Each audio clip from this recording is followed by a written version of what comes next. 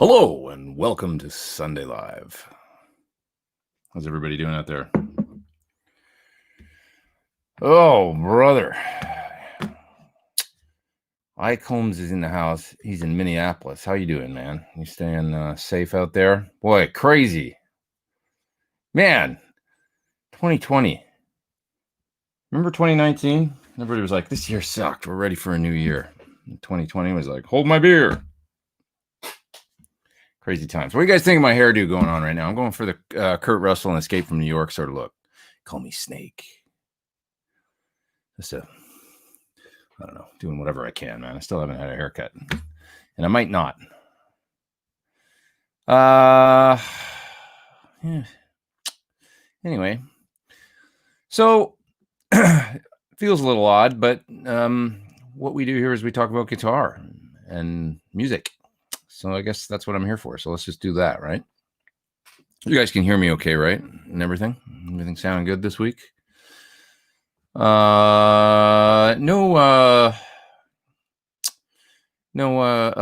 guests or anything like that this week. I might have a guest next week, which I'm really excited about, and stoked about that. Excited for that, and I'll keep lining some up. So occasionally it'll just be me, and occasionally guests, because I'm really enjoying having the guests. You know, it's a nice addition, I feel like, and it works really well. You guys asking questions. I was worried it would, because it's always been so gear kind of centric, that it would take away from if somebody's like, hey, I've got a question about my HX Stomp, and they wanted to know a specific thing, that having a guest. But I guess it's cool, because it just makes it opens up a whole new, avenue of questions and things for somebody like Jennifer Batten or whoever the guest is. She was so great. It was so fun having her. She's one of those people that like I've known her for almost 30 years now, and she's one of those people that you get together with, and it's like no time has passed. And I haven't seen her very much at all, like in the last 20 years or anything like that. But every time I see her, she's always super cool, and it's always great to see her and chat with her and stuff. And so that was the most time I'd spent with her in ages, was with you guys here last week, if you were here. Okay. Well, Lauren says he says happy Sunday. First of all, happy Sunday to you, Lauren. Hope let's make today a better day, right? Than yesterday, which was, anyways, he says he's got a DD200, and do I run mine with a regular power supply? I can't recall if it's one of those reverse polarity pedals. I don't think it is. I can look, I've got a couple DD pedals just outside the door here, if you want me to look. I think they're standard polarity. I think a DD5. Well, I've got a DD500. Boss is pretty standard with their stuff. So I've got a DD500 here on my board, and it says that it is PSA adapter, which is their standard. Yeah, that's a standard Boss adapter. They don't do, generally speaking, any kind of reverse polarity or anything. As a matter of fact, it's pretty rare that I come across a pedal that has a, like with my Eventide power supply that I have here for my pedals on my desk, I've got that red reverse cable that has the flip polarity on it, and it's pretty rare that I need to use that. There's one pedal in the last 6 months or something that I came across that I needed to flip the polarity. I think it was actually that tube pedal, the Tube Hagerman boost, the F86 boost, if you guys saw that video a couple weeks ago on the channel. Other than that, it's always pretty straight up. Dale's in Edmonton. What's up, Dale? How you doing? What time is it right now? I guess I was a little late. Sorry, guys. I won't tell you why. You don't want to know. I'm sure you can guess. Who else we got here? Alan says, has anybody been watching Lee Sklar's YouTube channel? Started on March 23rd, already at 97K subscribers, likely to hit 5 million views in the coming days. Such a charming and eloquent guy. It's truly great channel. To be able to hear from all these guys, between him and Steve Vai, and all the terrific content's been coming out from some legends, on YouTube during the whole lockdown. And I think that it's probably a thing where they're discovering they probably really dig it. Like somebody like Lee,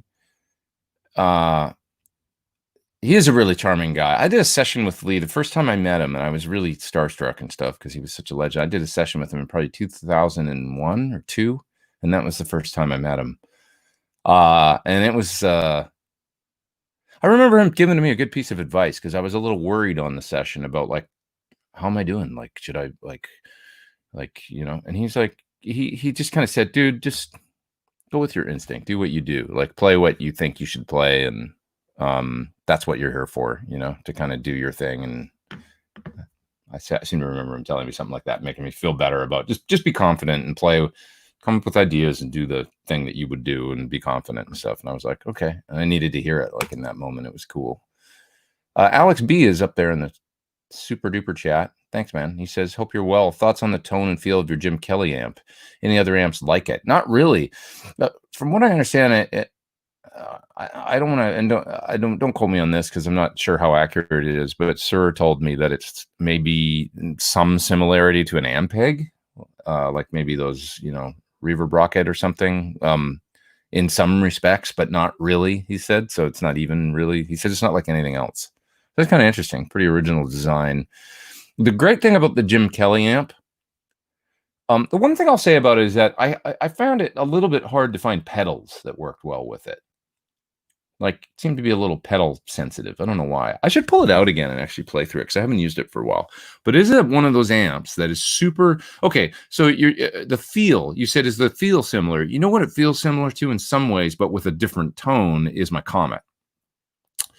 It's that feel of being really directly connected to, like, like between your fingers and the speaker is the minimum amount of stuff, where it's just very touch responsive and feels like it feels vintage, like what you would, it doesn't feel like a high gain anything. It feels like a vintage amp that's got a lot, like you plug it in, it's what you want a vintage amp to sound like all this Mojo or something. It feels like that. Like you're like, whoa, there's all these harmonics and like it's really clear and wow, and it's really sensitive to the volume on the guitar and like all those kinds of things. So it's that. And the Comet is that too, but it's like a different sound. The Comet's more akin to, it's its own thing too, but it's more akin to a Marshall.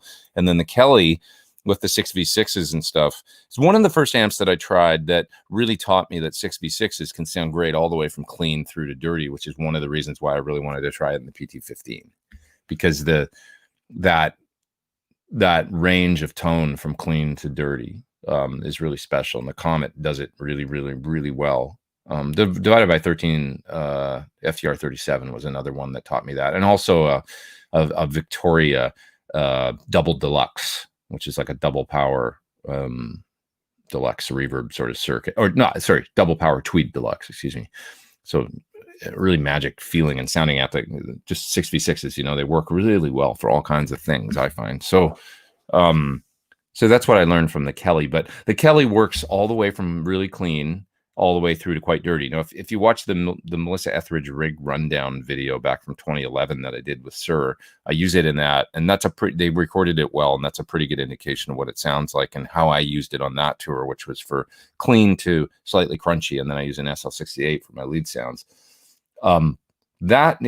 It's almost an unfair, like it's not an unfair representation, but it's like what I'm trying to say is that the amps really sounds great dirty, and with the mid boost on and the gain boost and everything, it's got like a gain and a mid boost in it, and the pull switches, and it just is a really magic sounding amp from clean all the way through to gainy. And I guess the video I did is pretty comprehensive. The not the rundown, but the actual demo I did for the amp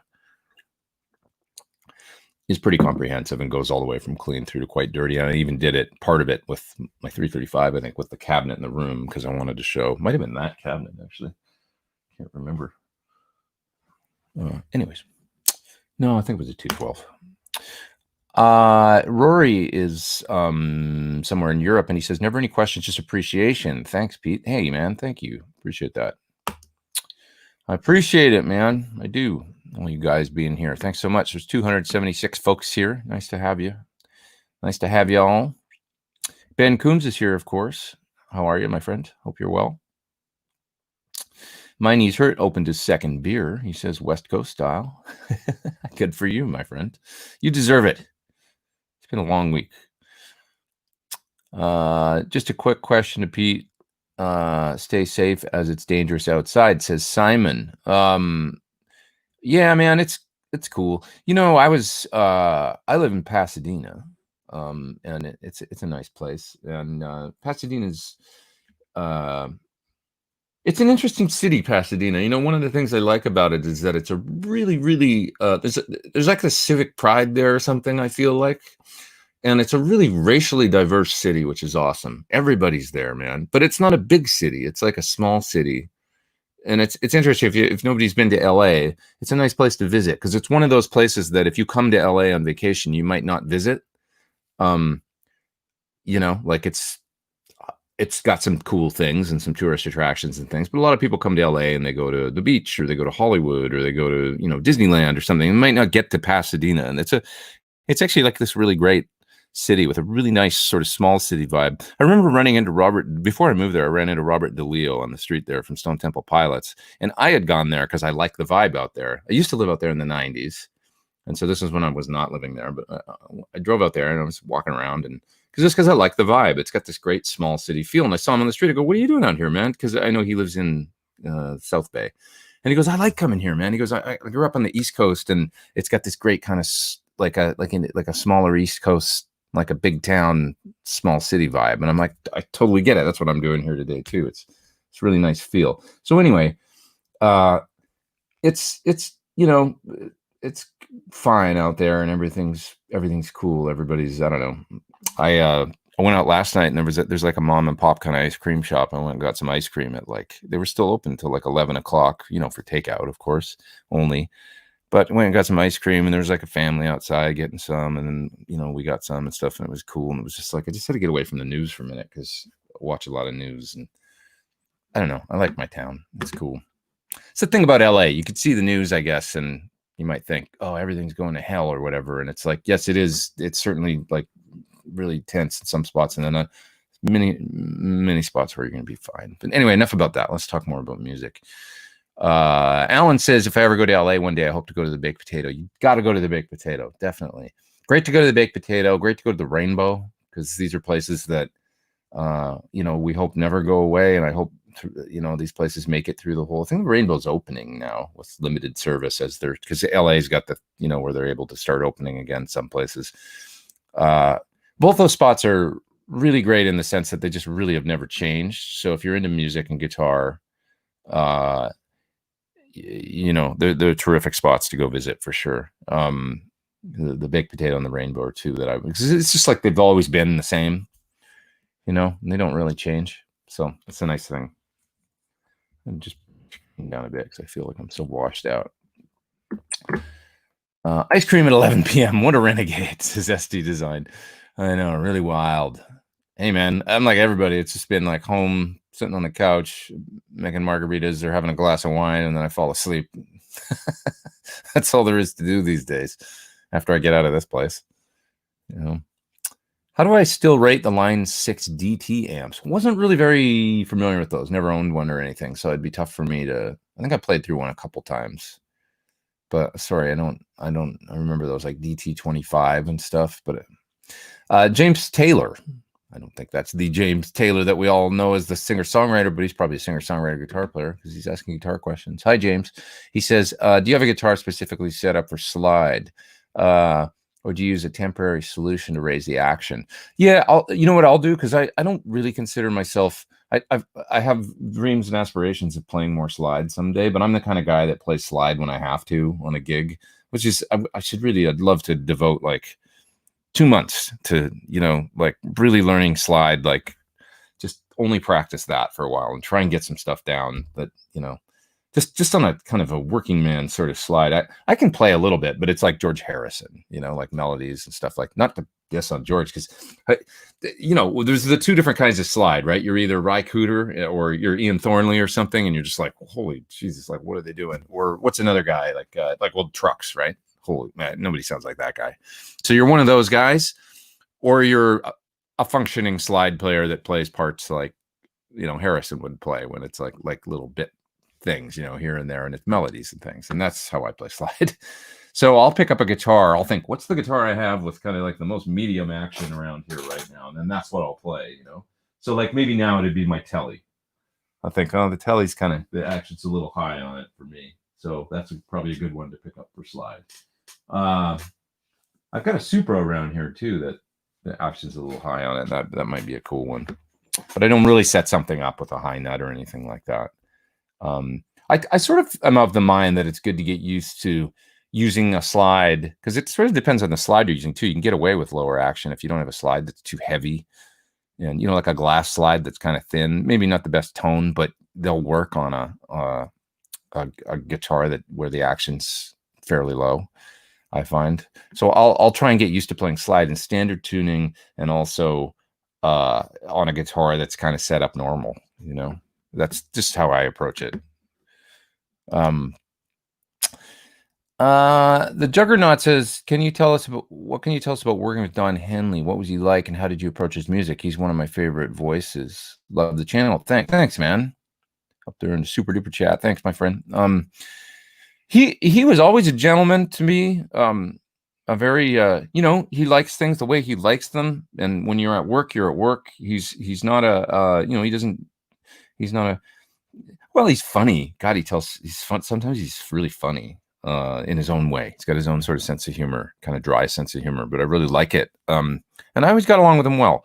You're on your toes when you're playing with him, and when he asks you for something, generally speaking, he's very direct. If he wants something different, he'll go to the point of like maybe stopping rehearsal or stopping the song and saying, that thing that you're doing, don't do it like that. I want it like this. Like very direct and stuff. There's no screwing around, and then so you just do that thing, and then everything's great.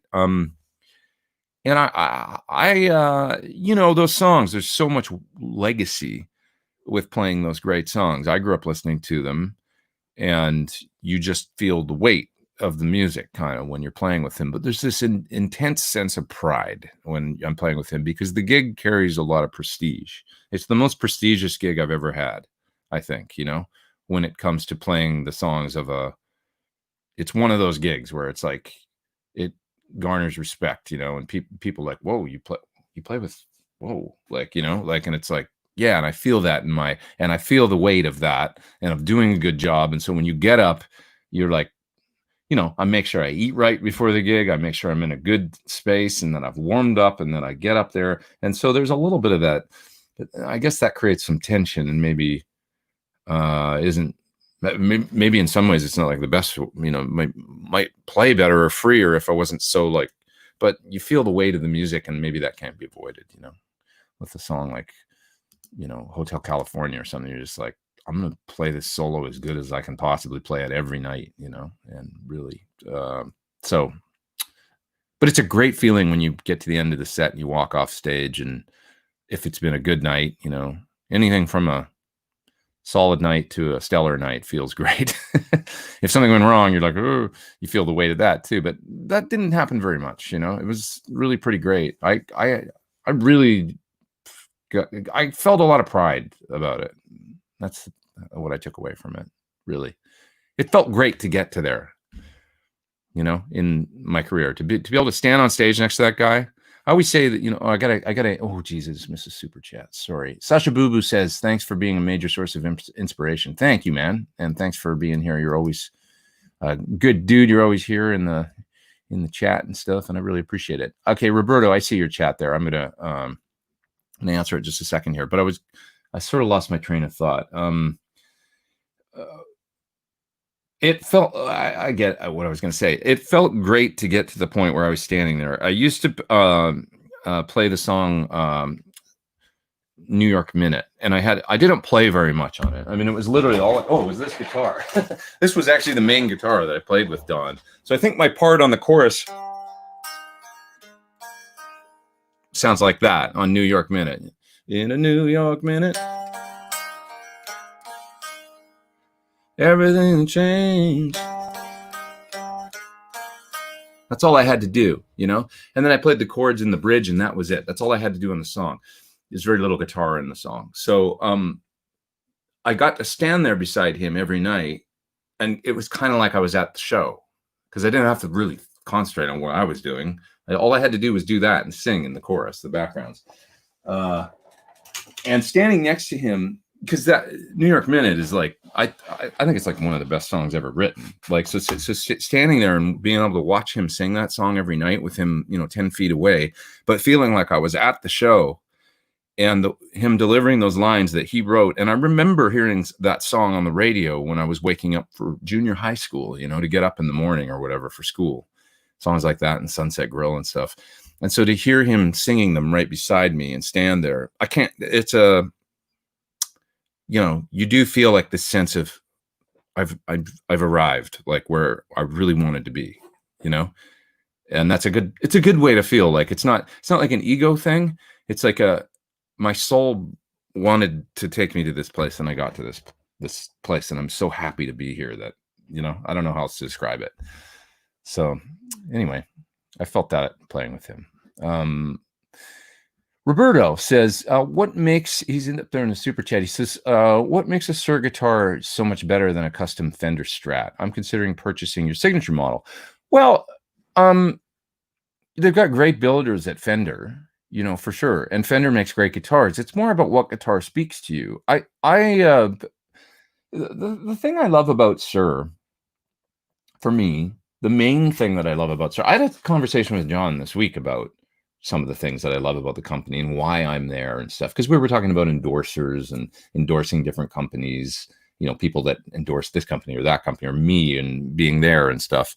And, relationships of companies with endorsers. And one of the things that I just love about it is that top-down operation and that we're such good friends because I talk to that guy every day, And so for me, the fact that he just cares so damn much, man. I mean, I don't know how else to describe it. When the owner of the company cares so much that he does not want to, for instance, not saying it would never happen under certain circumstances or whatever, but the furthest thing from his mind is like making stuff in a farmed out sort of overseas factory or something to bring something in at a lower price. Like he's like, I would just not, and I hope I'm not like stepping over bounds by saying this stuff, but I feel like it's a positive thing to say this about him. He's like, I don't want to do that. Like, I want to be always in. He's kind of like Tom Anderson. He always wants to be there, involved heavily, and he's like that. That would kill me. Like he's like that. I might as well go work at whatever if I was just doing that for money. He's in it still at this point for the art and for the detail and every single little thing, and to make sure everything's right on just about every guitar that comes through that shop that he can get. When you're there at the shop, the guys bring guitars into him to show him things all the time. When you're in the office or having a meeting or just talking or whatever, guys are constantly coming by and going, what do you think of this? And he's like looking at it going, oh, we should, just make that a little lower there or whatever. Or yeah, buff this here, do this. They're always asking him about how to, you know what I mean? So that kind of thing is why I think Suhrs are because it's still a company of that size. Now, I'm not saying that at Fender, they don't make great guitars, because they do. They make some great guitars. There's some brilliant builders there and stuff.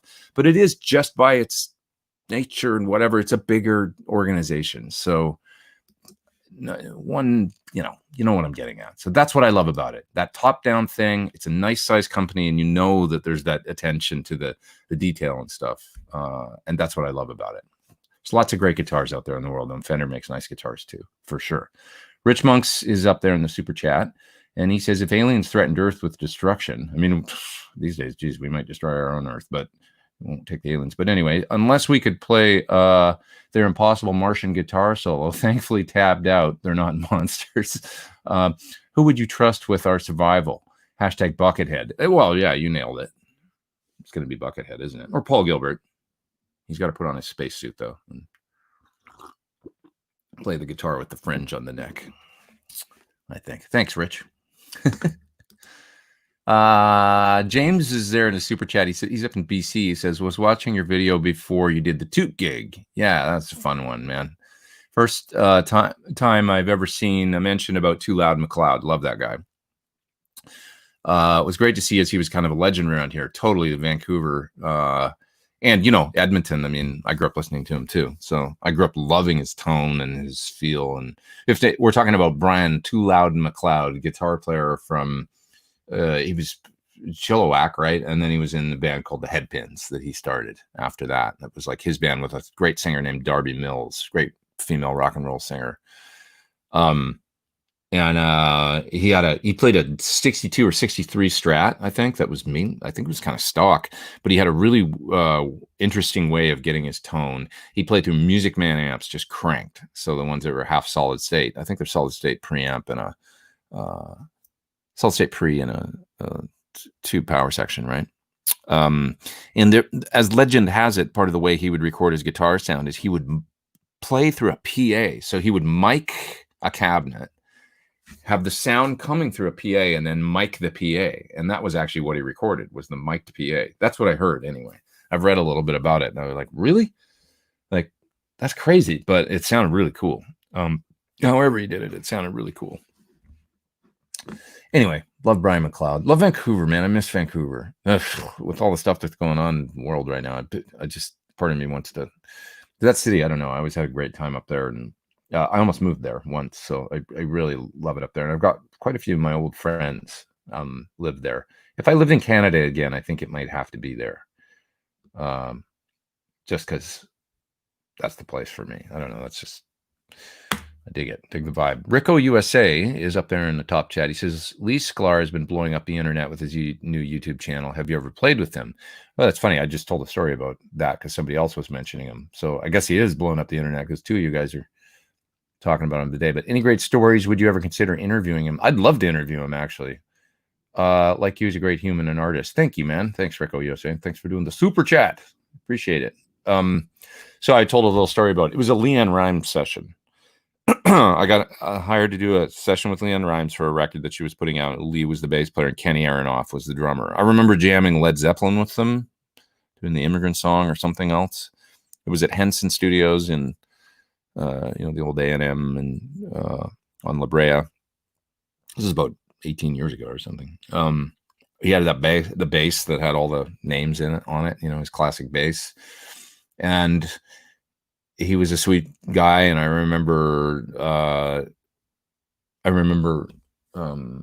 him giving me good advice because I was a little nervous on the session. It was a Desmond Child produced thing, and Desmond was cool too, and actually ended up hiring me for some more stuff after that. But I was a little nervous because I was like, well, how do I approach this? Because I was kind of green, and he was like, man, just you're here for a reason. Just do your thing. Like, be confident, play what you think you should play. And that's all anybody can ask of you. And I was like, okay, something like that. I remember that. And he was cool. He was really cool. And I really like his YouTube channel too, and his stories. And I might have missed a top chat there. Sorry about that. I will find it here. What else was I going to say about that? I don't know. Anyway, I think I got all the super chats. Hope I didn't miss one. Yeah, I think I did. Okay, so let's see here. Let's find some other great stories. Pete, this is Nathaniel. Thanks, man. Can we get Pete to 100 thumbs up, says Ben. Thanks, Ben. Kenny's a great drummer. Kenny is really cool. He's got that slamming thing, once again, being in a room with Lee Sklar and Kenny Aronoff and jamming. I remember seeing Kenny when I was growing up playing drums with Mellencamp, and he's a legend. And so, it's just one of those things that, Kato says Vancouver Mushroom Studios. Yeah.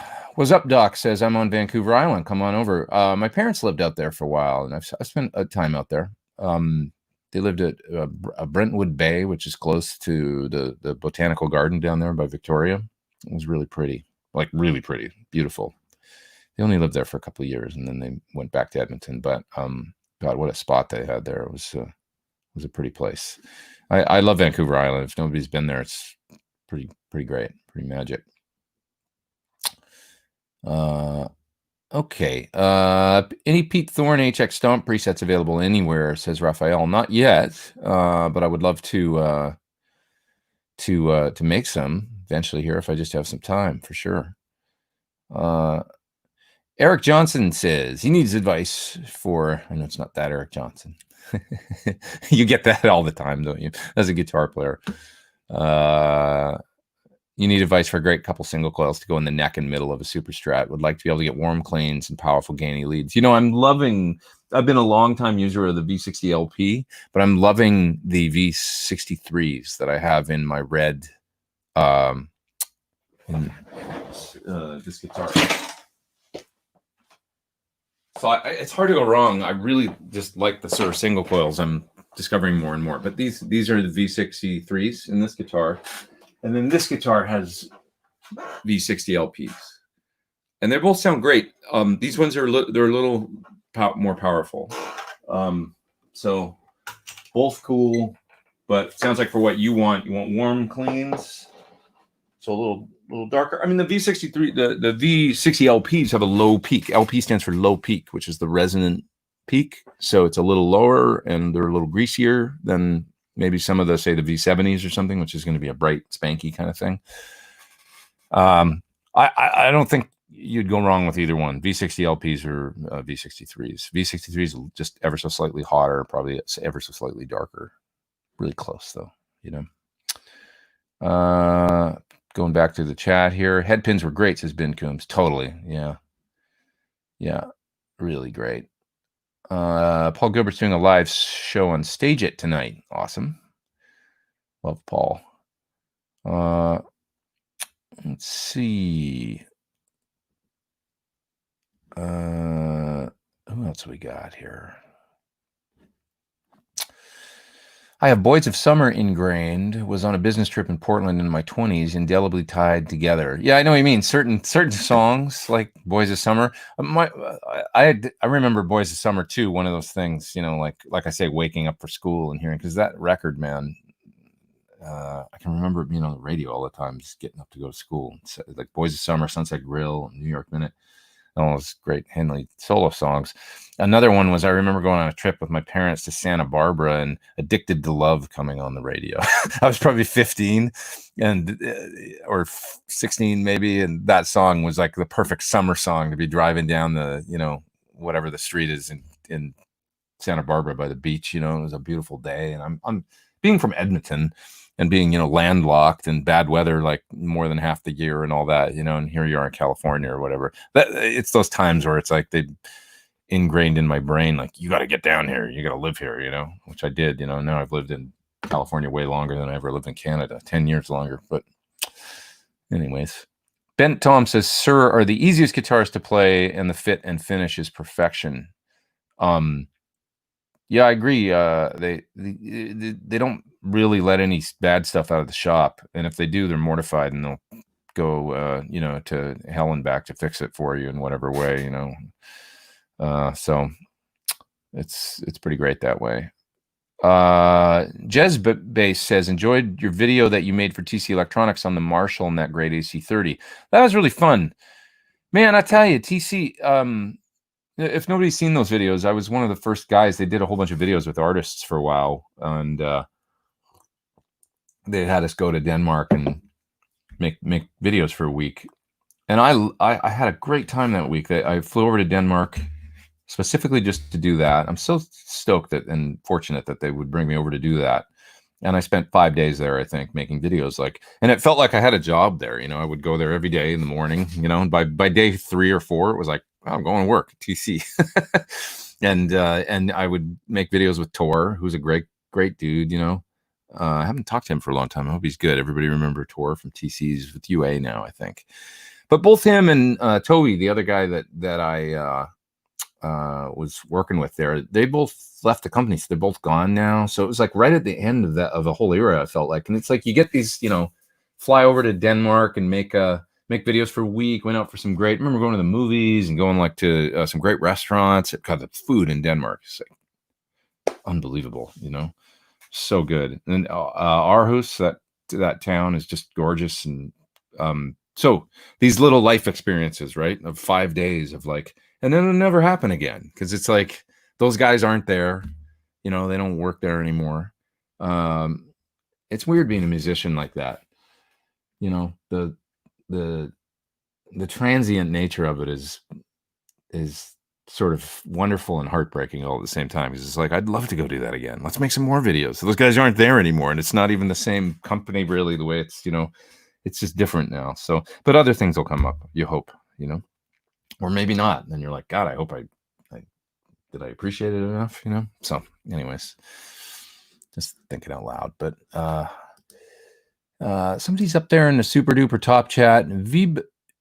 Vibhas Patil, how are you, man? What's up? Thanks for all you do. Thanks for all that you do, Pete. Getting a Sir Badger 35 soon. Wanted some recommendations for pedals. Finally getting the King of Tone from Analog Man. That's a good one to try. Any other recommendations? Looking at boost, overdrive, and fuzz. With the Badgers, I always found that Plexitone works really good. Going back to the days here where I've used, Badger kind of extensively. A boost, Cocoa Boost is great, man. The Sir, because John probably tuned it in using a Badger, I bet. But a Cocoa Boost in front of a Badger is a beautiful thing. The mid boost, it just sends it into. It's hard to go wrong with a Cocoa Boost. I would get the Cocoa Boost, honestly. And if you want a clean boost in the mid boost, you could get the double one, and then you got some options there. And between that and for an overdrive, it depends. You've got the King of Tone already, so you've got that. For another flavor, I would probably get like a Bogner Blue, and that will do a good like plexi kind of thing. That you can, it's nice because it's got all the switches to fine tune the top end and stuff, so you can really fine tune in how bright you want it. So I would think that would be really good. Cocoa Boost, Bogner Blue, and for a fuzz, it depends on what kind of fuzz you want. There's the big muffs, and then there's the fuzz faces, and then there's completely other stuff. So it just really depends what you want. Good fuzz faces. Dunlop makes them. I used the little Jimi Hendrix Mini on the last tour I did, and I enjoyed using it. I really like the Clinch FX TX fuzz for a fuzz face. That's one of my favorites. Small company from Australia, but he makes a really good fuzz face. I use the Ryra or Rock Gear Repaired Amp Tri-Muff, I think it's called. I'm looking at it right now. I got it on my board. It's the green Big Muff clone. So I really like that for a Big Muff. It's you used it on the last tour and used it for some Pink Floyd and stuff. And I think it's great. I'm not like a Big Muff aficionado. I know there's tons of them out there, but that one I had, and because I made a video of it, and it really sounds good to me. So what else? The Crazy Tube Circuit Starlight Fuzz is always the one I recommended to people that want, if they're not like a fuzz, like I don't get fuzz, but I think I want one. But I've never really understood it. What do I use it for? The Starlight is great because it's almost like an overdrive or distortion at lower settings, and then as you crank the gain up, it's like a fuzz. But it's not a spitty or it sounds like woolly and stuff like that as you get the gain up. But the single notes, man, what a great lead pedal! Like for playing in the way a Big Muff is, but it's a little more distortion sounding than a Big Muff. If that makes sense. It's like the fuzz for people that don't get fuzz. That's what I always say. So there's some recommendations for you. And enjoy the amp. One thing that's important with Badgers, it's a number one recommendation, is here, I'll just show you on this one. I have one right here. There's these. I'll show you exactly how I would set up a Badger, generally speaking.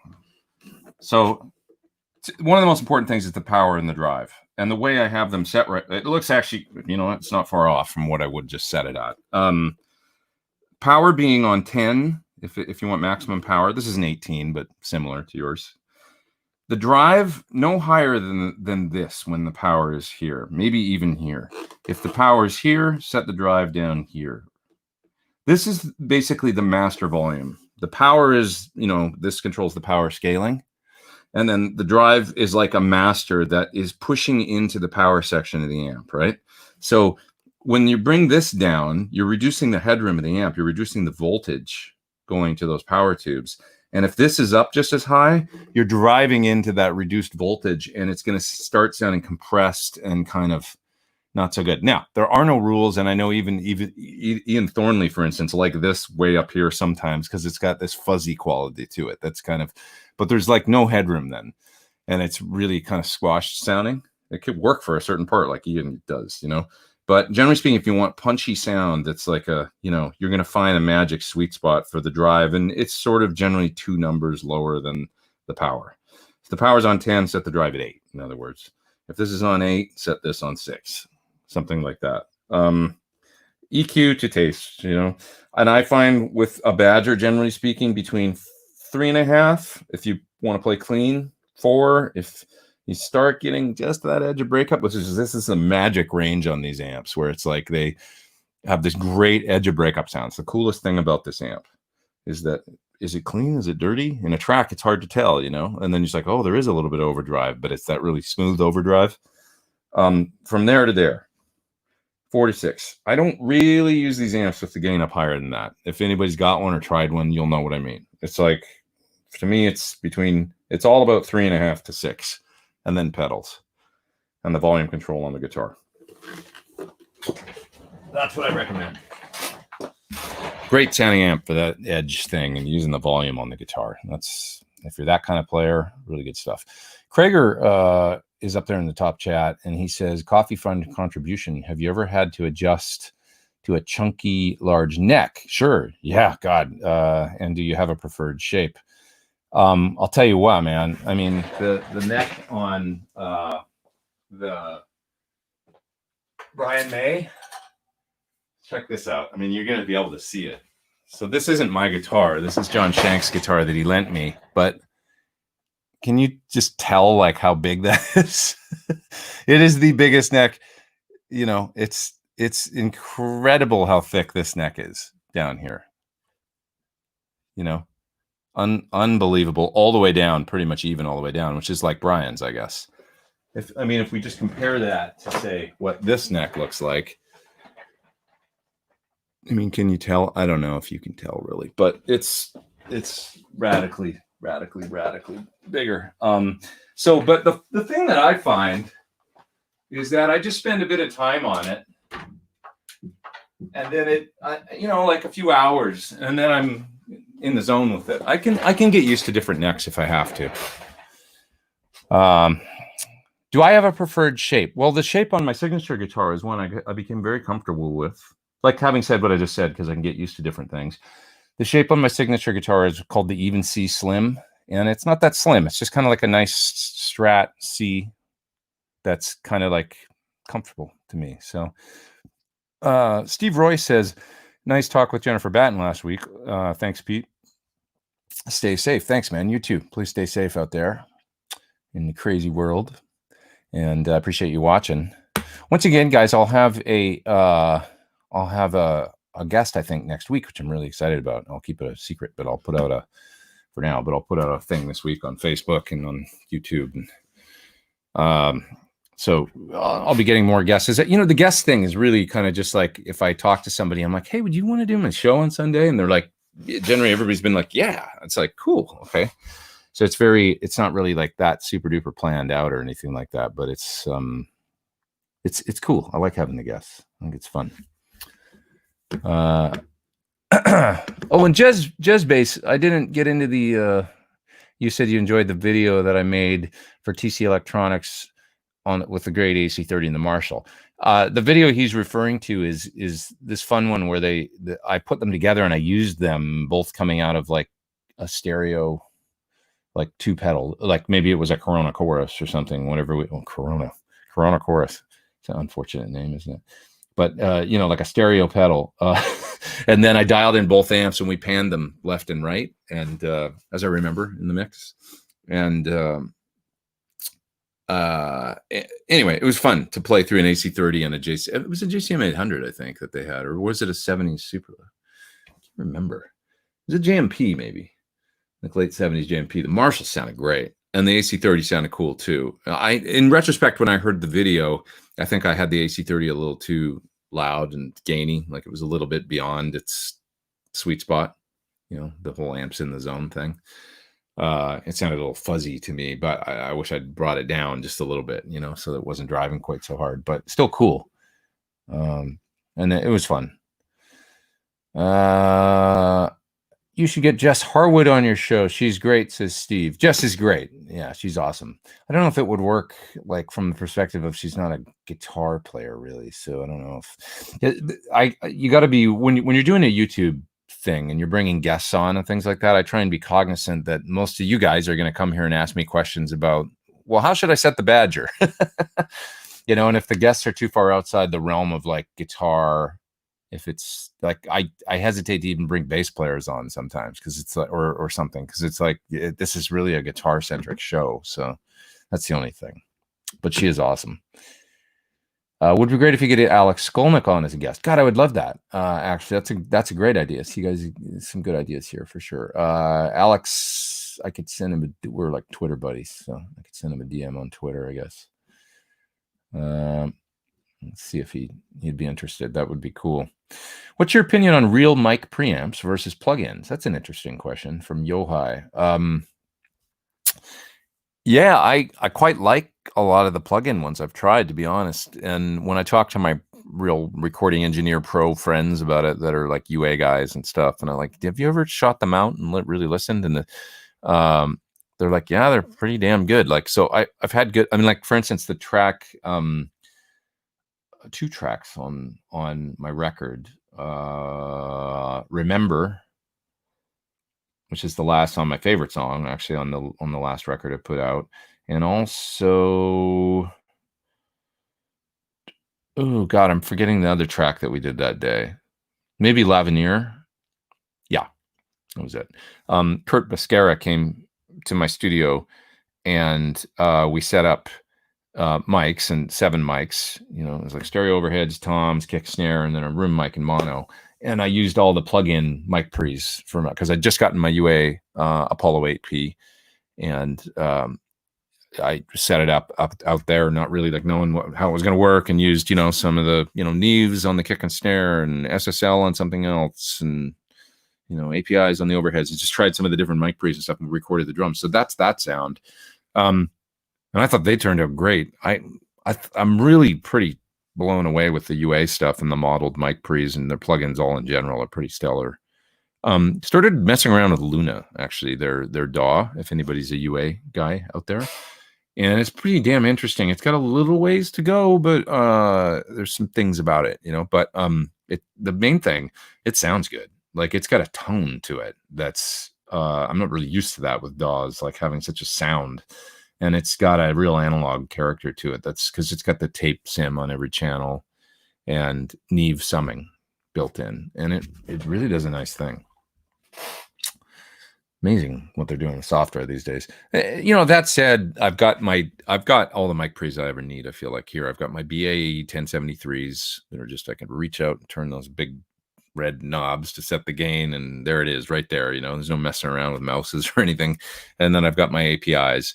And I've got my tube pre, my UA, and I've got a DBX pre in the 500 series rack up there, and a Maris pre. So what's that? 1, 2,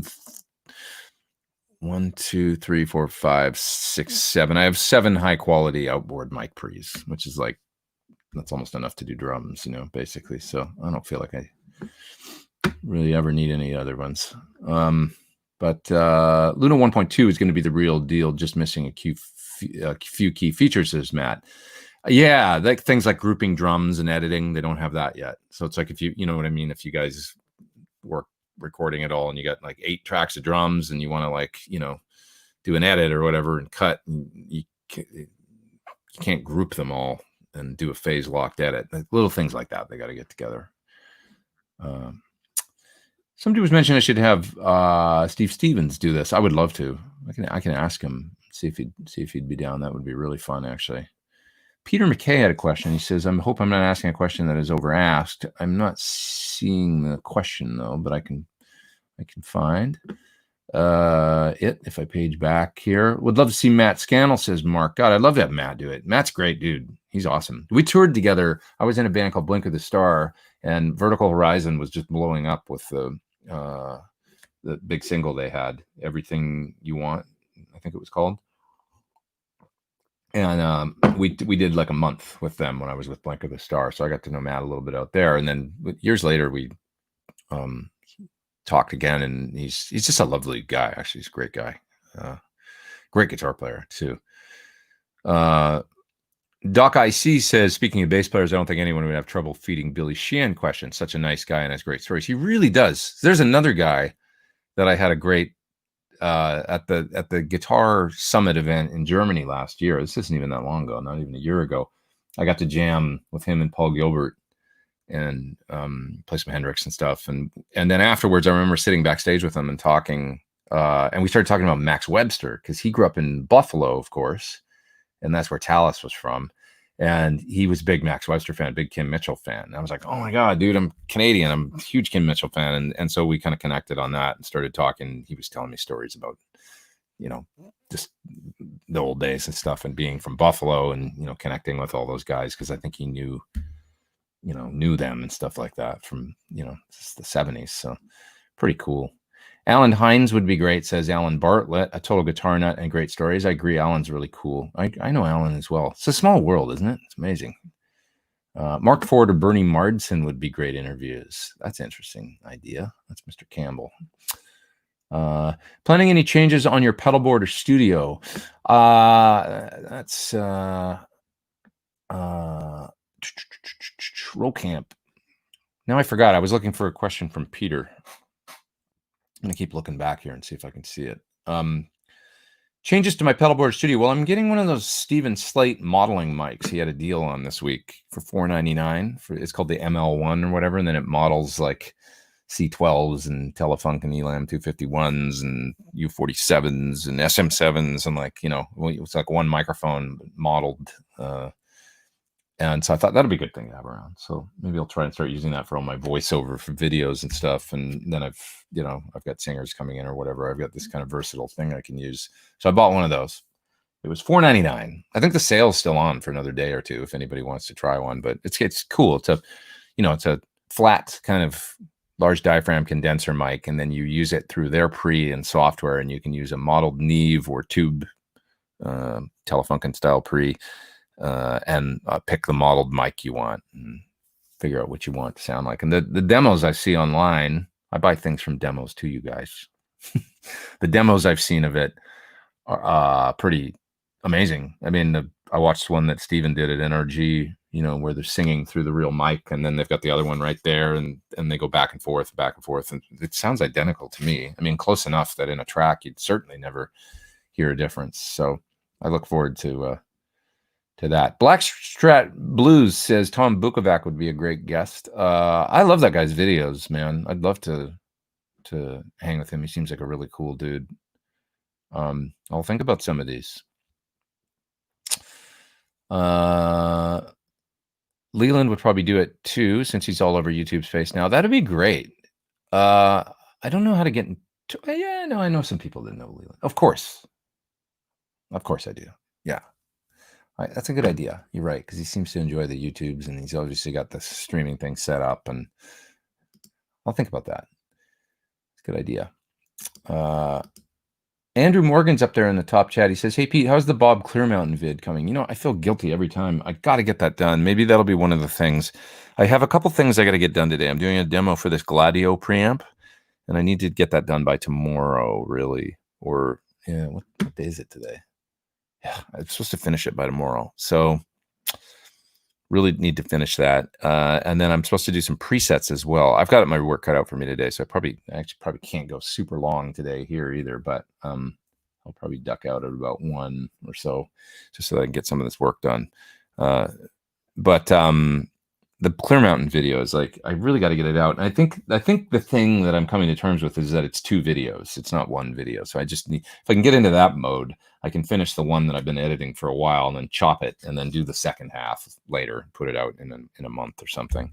And that'll make it easier. But the first part that I'll put out is basically him telling stories about, recording the Rolling Stones and Springsteen and just all these. It's amazing.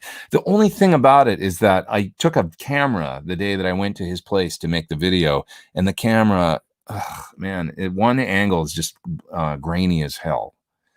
So that's unfortunate. But I don't think it really matters, especially not if you're watching it on a phone or an iPad or something. If you're watching it blowing up on a TV, it's going to look like crap. And I feel really bad about that. He's a legend. And there's a part of me that's just like, God, you should have been a little more on your game with like maybe taking an assistant or somebody that day. But I did my standard thing where I do everything myself.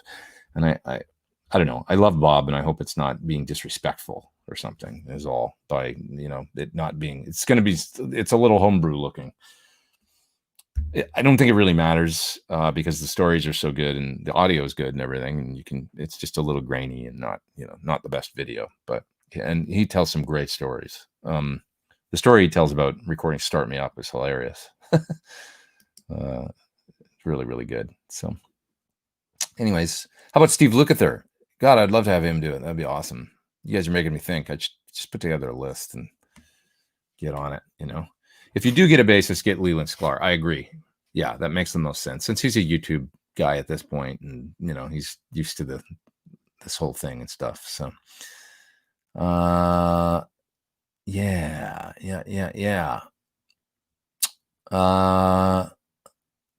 Okay. Peter McKay, there you are. That is why I keep asking, how many times is a good amount practice songs you play? So, how many times is a good amount to practice songs you play? I don't know what that means, Peter. Maybe you can be like, you mean like how many times should you practice a song before you perform it or something? I'm just wondering. You know, to me, there is no over practicing or over preparation. You know, being prepared it's a pretty broad question that I think you're getting at there, but I can only try and get at what you're asking. But for me, I want to feel really confident, and the more confident I can feel, the better. So I like to practice songs, for instance, that I'm going to play live standing up. You know, so that I'm playing them like I'm going to be playing them, like with the strap and with my amp up kind of loud, and you know, and getting, you know, making it feel like, so that the first time I go out and play something in front of people, be at an audition or on stage at a gig, isn't the first time that I'm playing the guitar on a strap around my neck, as opposed to sitting down in a sort of perfect situation with it very controlled, you know. So, you know, there is no over practice, I don't think, when it comes to, you know, preparing for things. So I hope that helps. But if that's not kind of what you're asking, to know it by heart, says Peter. I know, you know, dude, honestly, it's like there's many times where I, you know, for instance, with the, like, how to play, or, you know, they're like playing Eruption, right? Which there's a video of me now playing Eruption on that you can watch on the Classic Rock Show 2020. You know, let's search Classic Rock Show 2020 or whatever, and it'll come up on YouTube. You'll see the video of me playing Jump and Eruption. To play Eruption in front of people, for instance, I couldn't practice it enough times. It was like, I'd never felt like super confident about it. I don't know how else to describe it. That's just me being honest. I always felt like, God, this part was just a little better. If that part was just a little, because it's this, once again, it's this piece where there's all this like legacy and weight attached to it or whatever. So the more times I could play it, just the better. And then you eventually the gig comes, and you go, here we go, and you got to go out and get out there on stage and just try and zen out and relax. And then it's a combination of that and then hitting the gas, and you just hit the gas, you know, and you just play it, and you just do it, and then it happens, and you're like, well, that happened, and maybe it was great, and maybe it was like not quite great, but if that's in your standards, most of the crowd or whatever are going to be like, wow, that was cool. It's going to go by, and then it's like, you know, so you just, the more that you can prepare, this is just me, the more you can prepare and just try and get something under your fingers and feel comfortable and playing it in different situations, you know, like I say, like standing up in front of your amp, beside your amp. What if it's really loud? Am I going to freak out? Like, cause it's so loud? Or what if, you know, cause sometimes you might find yourself in a spot on stage where it's like the guitar starts feeding back or something. I don't know. The more situations like that you can put yourself in, the better, in order to, what if I can't hear myself very well? Can I still, you know, I don't know. These are all the things I think about.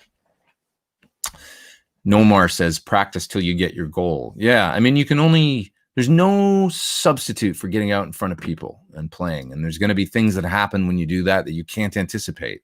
And that's when you really learn some stuff too, you know, and maybe it'll be great. And maybe it'll be like less than great.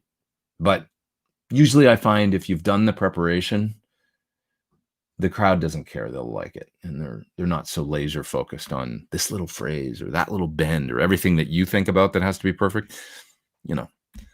So you just do the best you can. I mean, when I watch the videos of me playing for instance, like I had to, put a set together for the Sir Nam party. I guess it's 2014 when I played with Thornley, and then I did a bunch of my own songs too with Ian Thornley. So if I watch me playing Monster Movie or whatever, like that song's like it's a lot. It comes at you quickly, and it's like all this stuff, and then the middle section where I've got the two tones going and the bridge.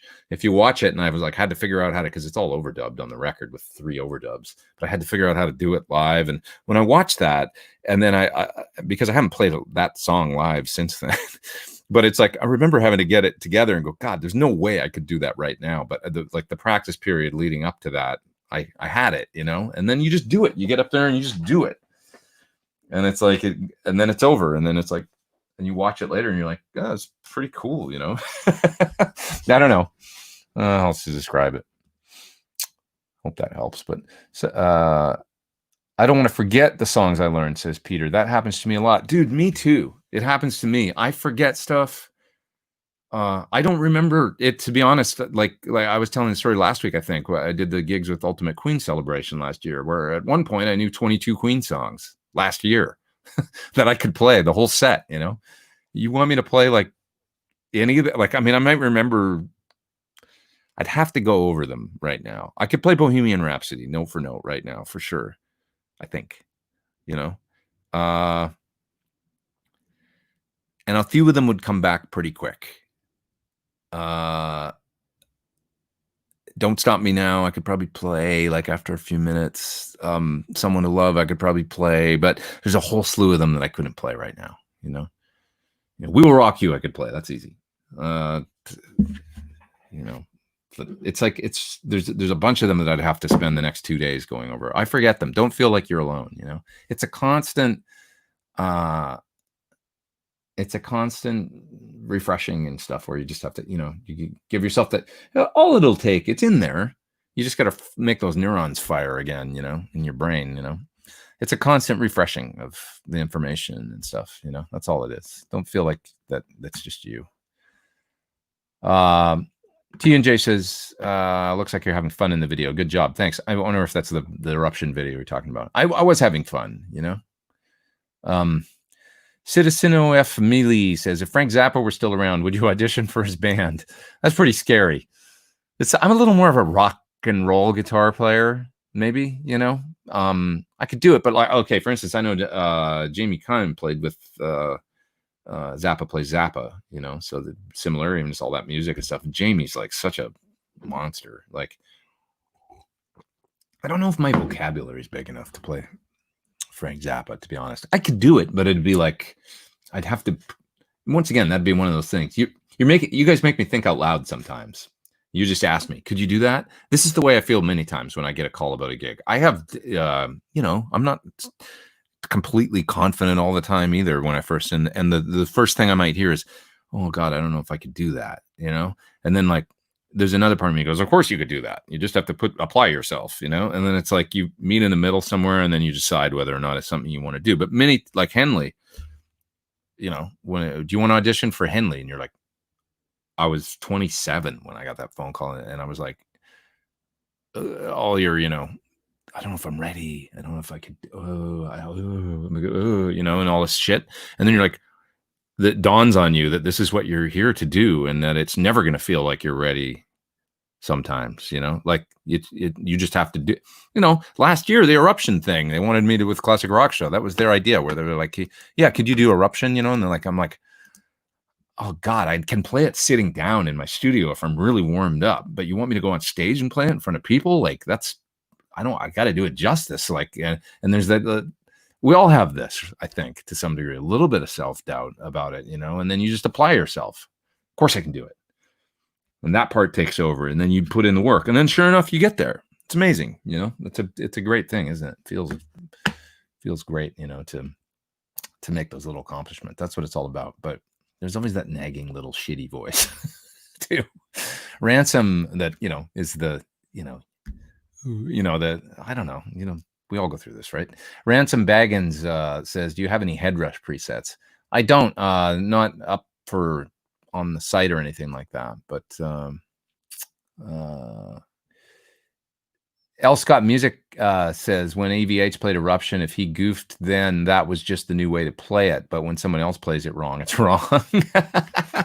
That's a good point. But, you know, you're always if you're playing someone else's solo, you kind of are supposed to play the album version, I guess, you know? Unless you're like Yngwie, where he would play like Eruption with his teeth, or, you know, and throw it in like in the middle of, or Jason Becker, who would play Eruption with one hand while they do the yo-yo with the other hand.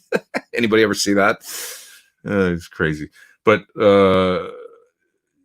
you know, when you play, I got a great compliment the other day. Check out my Instagram. I put up I was playing the solo to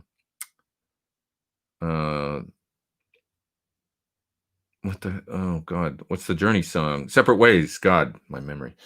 And I'd never learned the lick at the end, the fast flurry lick at the end of the solo. And I was practicing it the other day, and I was like, how the hell does this go? And I had to go and look on YouTube and find some different, you know, and then slow it down and transcribe. And finally I got it. And it was one of those great, I still love that. It's still a great feeling when you get a thing that you're, you know, trying to tackle. So anyway, I got it under my fingers and it sounded good. And then all of a sudden I could do it over and over and over again. I could do it. It's like, oh God, I got it. And so I like had a jam track up on YouTube and I played along to it. So I put that up on my Instagram, and Neil responded to it and he said, closest I've ever heard it, you know, great job, man. And I was like, that's made my day. You know, this is awesome. This is a crazy world we live in now where we can have that, you know, like you tag somebody and then they're like, great job. You know, that is the guy that you listened to do it way back 40 years ago or whatever. Pretty neat. So, yeah. Okay. Amateurs practice till they get it right. Pros practice until they can't get it wrong, says Eddie Lynch. Wow, that's a great way to put it. Yeah, you to the best of your ability, right? You practice until you. I like that. I wish I could remember that line. Amateurs practice till they get it right. Pros practice until they can't get it wrong. Yeah, because the one time you get it right as an amateur, I guess, or even as a pro that is overconfident, that's not when you factor in the stage. You know, I always say that you should. It's great to take chances live when you feel those moments, right? Like that's an awesome thing. If you're a good improviser and stuff, and to take chances and go on a limb, and if you fall flat on your face or whatever, so what, right? But for the most part, when I'm playing live, I like to practice stuff so much that I feel like I'm not playing at the limit of my ability all the time. Because if I feel like I'm playing it to the limit of my ability, it's not very fun. I like to zone out and look at the crowd, and it's a rock show, you know. I like to perform and goof off, and you know, that's part of playing rock and roll. I don't always want to feel like I'm at the limit all the time. Oh God, here comes that lick. I better be on my game. It's a shitty feeling, you know, like to be in all the time for me. So I always say play to, you know, 80% of your ability is okay, you know, and then leave some leeway there to have some fun. And then every now and then in a gig, when it comes time to stretch or whatever, if you want to go for it, like play at the limit of your ability or whatever, I guess. But so if you only practice something enough that you just get it, you're like, great, I got it. And then you go out on stage and try and play it. It's hard. It's like, and more often than not, you'll probably land flat on your face, you know? So, yeah.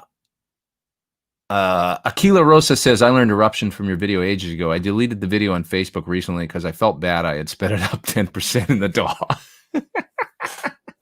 You're an honest man, Aquila. That's good. Yeah, you don't do that. Just go ahead and play it and then throw it up there on, you know, at the speed that you do it at. It's cool.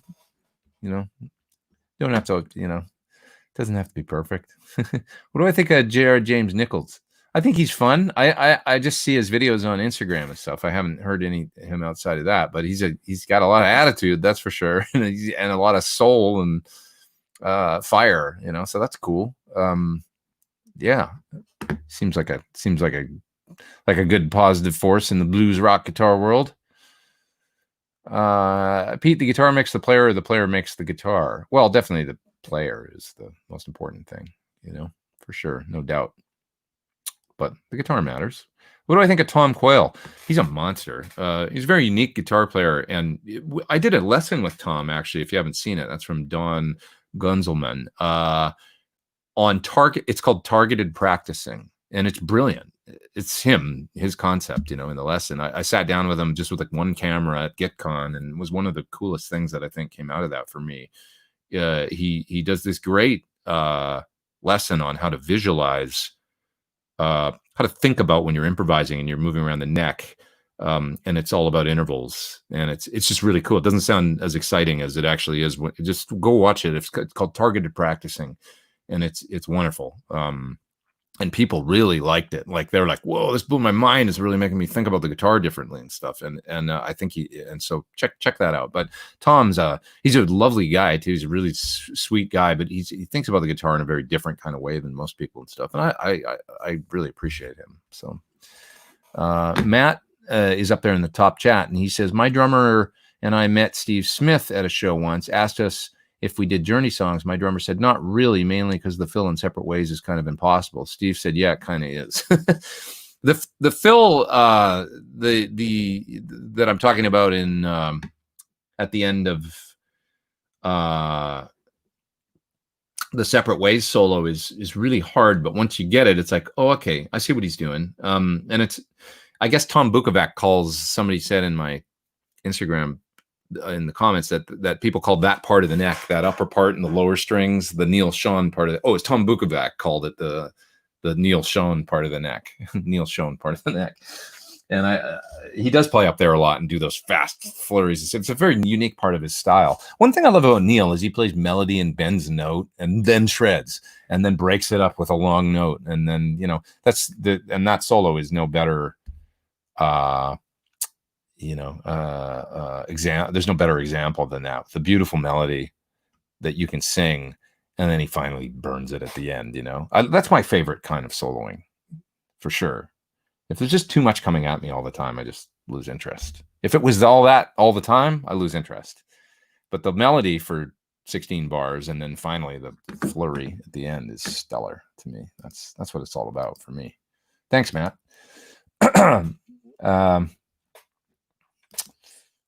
Blue House Music is in Europe. He's up there in the top chat. Greetings from Europe. Please try and do an interview with Lee Sklar.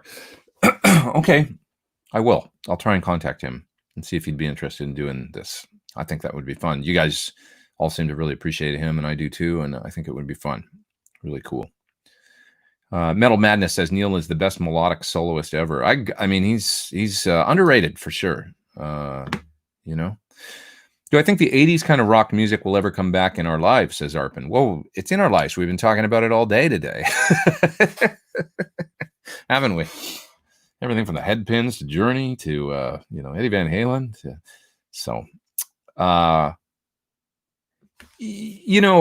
I don't know that it'll ever be the same. I don't know that the same kind of music comes around exactly the same ever, does it?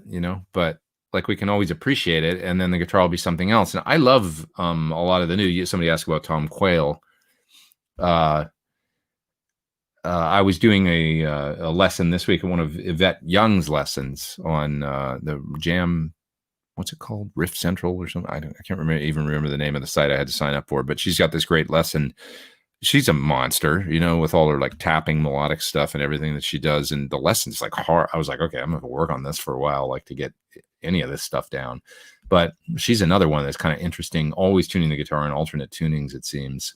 And just kind of, I love that, the kind of the forward thing. I don't know, like taking it. I don't know if I'd want it to be exactly the same as the 80s, although I love the 80s. Tom tunes EAD-GCF in fourth. Yes, he does. That's true. Yeah, he's got that interesting tuning. It's neat because you can watch the lesson that we did together, and even though he tunes like that, it doesn't matter. He's a great teacher. He's a really good instructor, and when I asked him, okay, like simple concept, like for, he breaks down the thing that he gets into so that anybody could understand it. And, even though his tuning's different, he's a really great instructor. You'll see it in that video. People loved that video. It's got a lot of views and a lot of love in the comments and stuff. And it's all him just coming up with this great stuff. So Miguel says, how do you organize your IRs? Got the Own Hammer library, and damn, it's messy. That's the only thing. I love the Own Hammer, and I love Kevin. That guy's dedicated to IRs and doing his work. It's a lot though, isn't it? It's a lot. So what I would recommend is just picking the ones that you use, which requires a day of work initially. Finding the ones you like. I mean, you got to go through, and it's like, it's a lot, But then put those in a special file, And because kind of, the interesting thing about speaker IRs and stuff is like once you find the one. Let's forget about IRs for a minute. Miking a cabinet. Once you find where you like the mics on a certain given speaker, that doesn't really change to me. It's like, yep, that's the sweet spot. That's where I like to put the mics. And then the tones I get from changing the amp or the guitar or the pickups, but it's not like, oh, let's change the mics radically to get a different sound. No, like I know where I like to mic a speaker, and that stays pretty consistent, I find, That's what I find, generally speaking. It's almost like on your amp, too. You probably have like, at most, you probably have a few favorite settings. I bet you don't go, well, for this, I like to do this on the amp. And for this, I like to do this. And for this, I like to... It's like, no. Generally speaking, we hone in the amp, whether be it a single channel amp or a 3-channel amp or 4-channel amp. I bet you kind of find your favorite settings with the few guitars you've got. And it's not that... It's probably like you got a couple things that you do different. And that's it. And then you get your tones out of switching, volume control on the guitar, pedals, right? All that stuff. Am I wrong? I mean, that's kind of the way I feel about it. So, and miking even more so. So all these millions of IRs and stuff that it's not really, I don't find necessary to have them all even, or look, once I find my greenback IR that's mic'd with a 57 in a certain place or a 57 and a 121 in a certain place, I come back to that one all the time. And then I get my tones, I get my variety of tones if I want to switch it up in other ways, So find the ones that, here's my recommendation with the Own hammers. A lot of his mixes are really cool.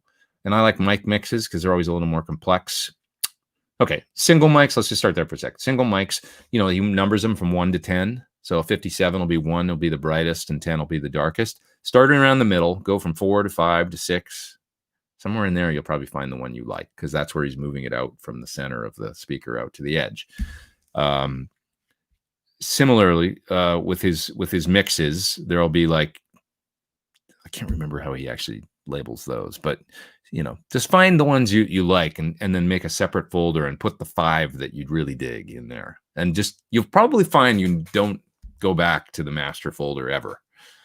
That's what I found. I just use the same ones over and over and over and over again. Once I find the one that I gravitate towards, set your amp up. A good thing to do can be, if you're not sure, can be if you do mic a cabinet ever, mic the cab and maybe record it or have 2 channels set up so you can listen to the guitar through a mic'd cabinet and then listen to the IR and then go, oh, am I way off from how I always mic the cabinet? You know what I mean? Like find one similar to the mic setting that you like, mic position. With Celestion, it's a lot easier, I find. They just give you a few mixes. And generally speaking, like, for example, like Greenback 412, 57, and 121 mix high gain. That's the one that I always go to, and pretty much for any other speakers, actually.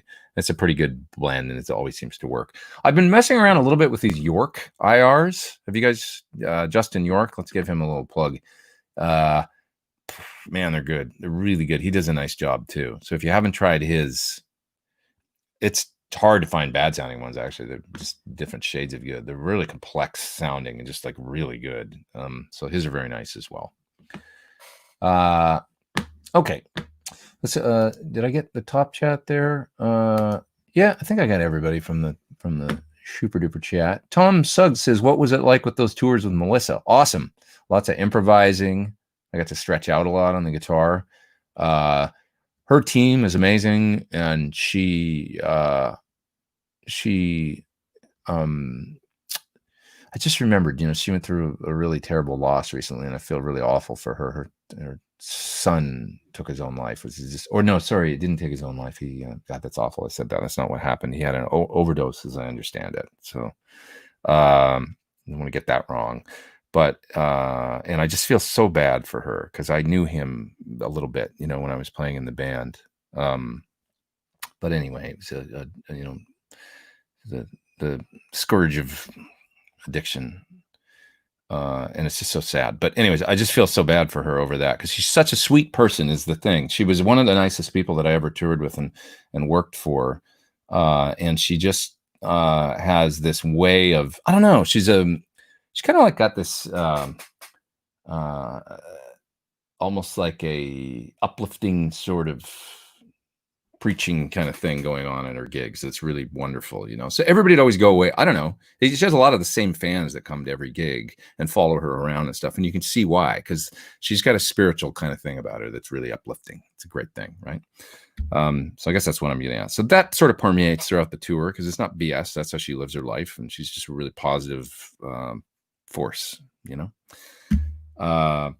But anyway, she'd been through cancer, and so she had a catering on the road, and that's one thing I remember that was incredible about it, because we always had this incredible food every day.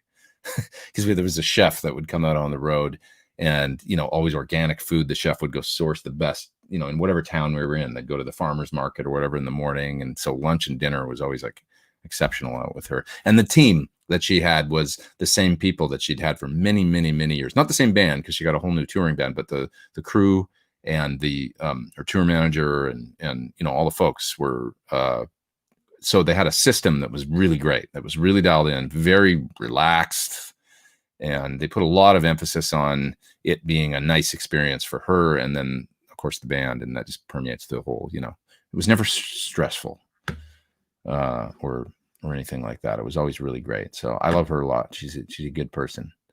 And yeah. Jumbo says, "Hey Pete, I got Easy Drummer a bit ago. What drum kit is your go-to, and what's your general workflow for a quick drum track?" I'm having a hard time finding MIDI files close enough to what I need. Well, do you use in Easy Drummer, do you use the files that it comes with? Like, you know, there's that tap to find feature, so you can go in and tap in a groove, and then it spits out a whole bunch of grooves then it'll show you a percentage. It's 98% the same as what you just tapped in or whatever, you know. So that's, and then I use that, and then the song creator. Once you find one of those grooves that you like, yep, that's the one, and then you pull that down in the song creator, and then it gives you intros, verses, pre-chorus, chorus, bridge, outros, fills, you know, and a whole bunch, like 8 different things for every single one of those categories. So you can easily then piece together a drum track. If you don't find what you want, like for instance, I found it hard to find a slow blues shuffle or something, you can go to the TuneTrack website and buy MIDI files, because they got a whole bunch of packages. Blues, there it is, you know, and I bought one, and sure enough, there was the slow shuffles, you know, that didn't come in it. It comes loaded with a whole bunch, but there's not everything in there that you'll need. So I downloaded some progressive rock ones recently, and they were really perfect for kind of a lot of the type of tracks that I come up with. So if you don't find the grooves you want, go to the TuneTrack website and look. There's a ton of, and you know, it's interesting because you can buy kit expansions that are drum samples, and they're more money. They're like $99 or, you know, something $79 or something like that.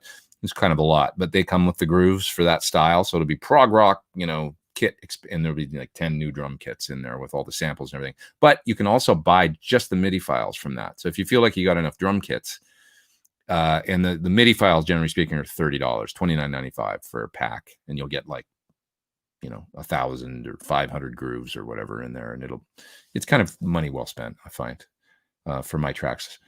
I'm a big fan of the TuneTrack stuff. It's become almost the only drum software that I'm using lately. I love it. And a lot of it is to do with those great grooves they've got. Kits, as far as the kits go, I just experiment. I don't have a go-to be honest. I have some expansion. Like I bought the Dream Pop expansion. You'll hear those in my videos a lot when I'm doing a delay pedal or something, and I want it kind of spacey and electronic sounding or something for the intro. And then maybe I go into a more rock thing. Then I'll go to a more standard kit. But I use the Dream Pop one a lot for like earthy, dark sounding, weird, you know. So Dream Pop is an expansion. I also bought Metal expansion, and like one of the metal ones, there's like 5 of them. I can't remember which one. The prog one, I don't think I bought the drums. I just bought because I have Superior Drummer too, and it comes with a lot of other kits and stuff. But if the main thing is the MIDI files, you go to their site, you'll find some there. Like I say, I couldn't find shuffles, and I was doing a blues thing, and I found a perfect pack there. I think it was the blues, you know. Anyway, I missed somebody's. Jim O'Brien says, "I don't get the vibe that would bother clear mountain one bit. I guess you're talking about maybe the fuzzy angle. I hope not. I'm going to put it out no matter what. So Rock Foundry is amazing, says Matt. I think that's an expansion kit. That's one of the Bob Rock expansions. Yeah, those sounded Did I buy those? I think I didn't. I almost bought the Bob Rock expansion, but I have 2 Bob Rock kits in Superior Drummer 3, and they sound great. I do use them for a lot of stuff. So, yeah. David Sparrow's there in the bottom of the chat. He says, "Hey Pete, what did you think of the Marshall Studio Vintage 20? It sounds really cool from the videos that I've heard. I know Doug Aldrich seems to like it. Seems like how do you think it sounds compared to older original Plexis? I haven't tried it, so I'd have to give it a go. Sounds good in the videos I've heard. That's the best I can do. I'd have to give it a try. You know, when I look at the way they're built on the inside, it's like, it's kind of like a little bit underwhelming, but how much does that shit really matter? I don't know, to the tone, to be honest. You know, I mean, you know, they sound good in the videos. So, I don't know. I think it's a great idea. I'll tell you that much. I mean, a 20-watt Plexi is a brilliant thing that, you know, everybody should be making one, you know. So the hair was better before. Looks like Chachi from Happy Days. I don't know what's happening with it, dude. It's COVID. What's your hair look like? Did you go to the salon this week? I told you I'm going for here. I'll show you what I'm going for. All right. Here, I'll show you what I'm going for right now. Let's see. I'm gonna find it. I have some shades here somewhere so I can really act it out. There we go. Wait. Oh, I don't have the eye patch, so I can't quite do it justice. Hold on. That's what I'm going for. Kurt Russell and Call Me Snake.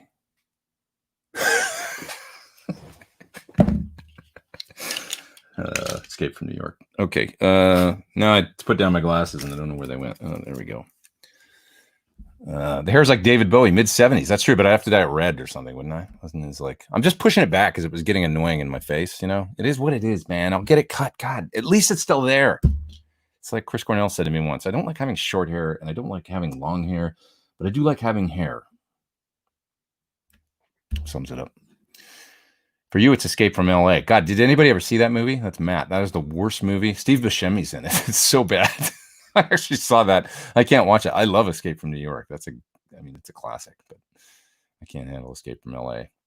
Do you use digital software like Amplitube? Well, I have my own plugin. That's Steve Hale. I have a UA plugin called the PT100 from Graham Bonnet, says Stephen. Yeah, it looks kind of Graham Bonnet. You're right. It looks like shit, actually, doesn't it? I got to do something about it. It's like 1982 or something. I don't know. It's awful. All right. I'll think about it this week. I'll just wear a hat until I just want it to grow, to be honest, because I want it to be like, you know, like Ronnie Wood meets Jeff Beck in like 1974. Nailed it, says Baby Ninja. Oh, God. We pulled out the clippers and went to town after a few drinks, says Mike. That is a bold move. That's some good COVID stuff there. Just go for it. My wife cut my hair today, says Stealth Parrot. Oh, man. You're bold there. That can be a relationship ender if it goes wrong. Patrick Carroll's up in the super chat. He says, regarding Sup D3, Superior Drummer 3, you kids these days and your acronyms. Would you ever do a vid on how you actually structure your rhythm tracks, fills, 8 bars, a tom here, a snare there? I should probably do a video on just how I build a drum track. You're right. Thanks, Patrick. I think that's a good idea on how I do what I'm talking about. I mean, be like, you know, lay persons, you know, this is how I use Superior and this is how I use Easy Drummer, because it's basically the same, to come up with a drum track and show how I do it.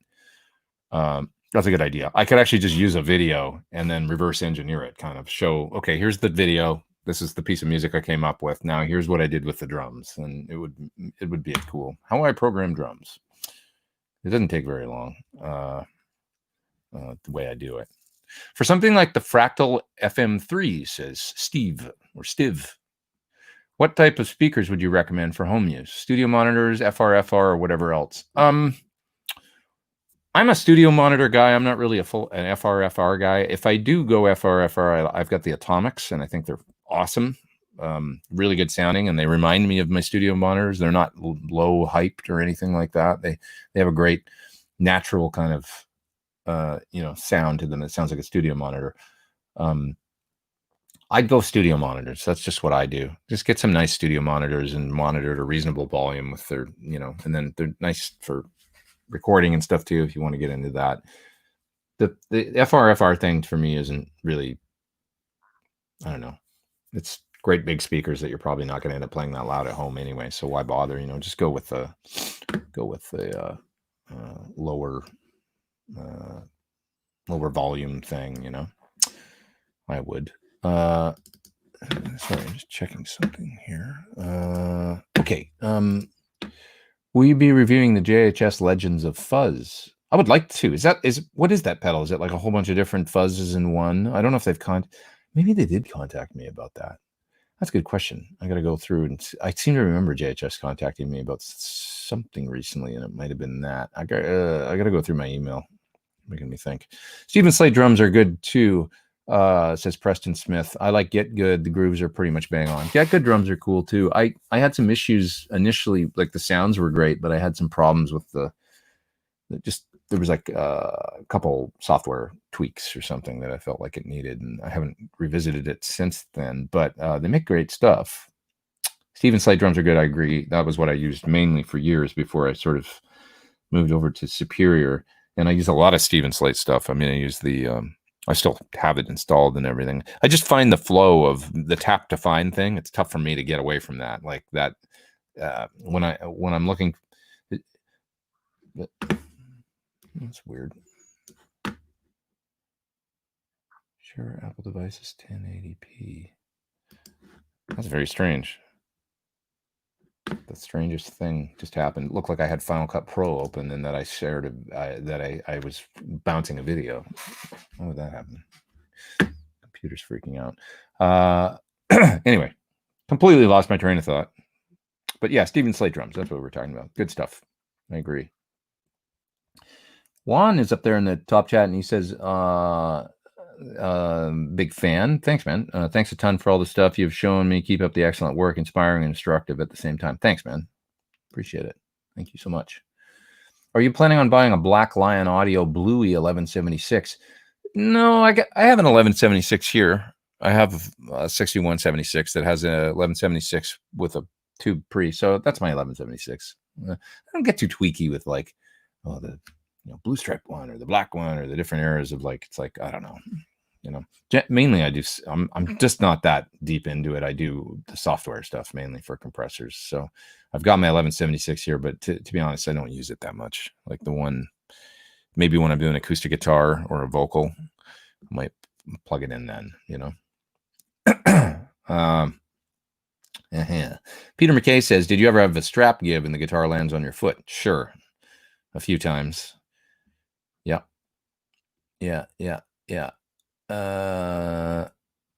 Nathaniel says, hi, Pete. Thanks so much for all you're doing for guitar players. Thanks, man. I'm in love with your Sir Signature guitar.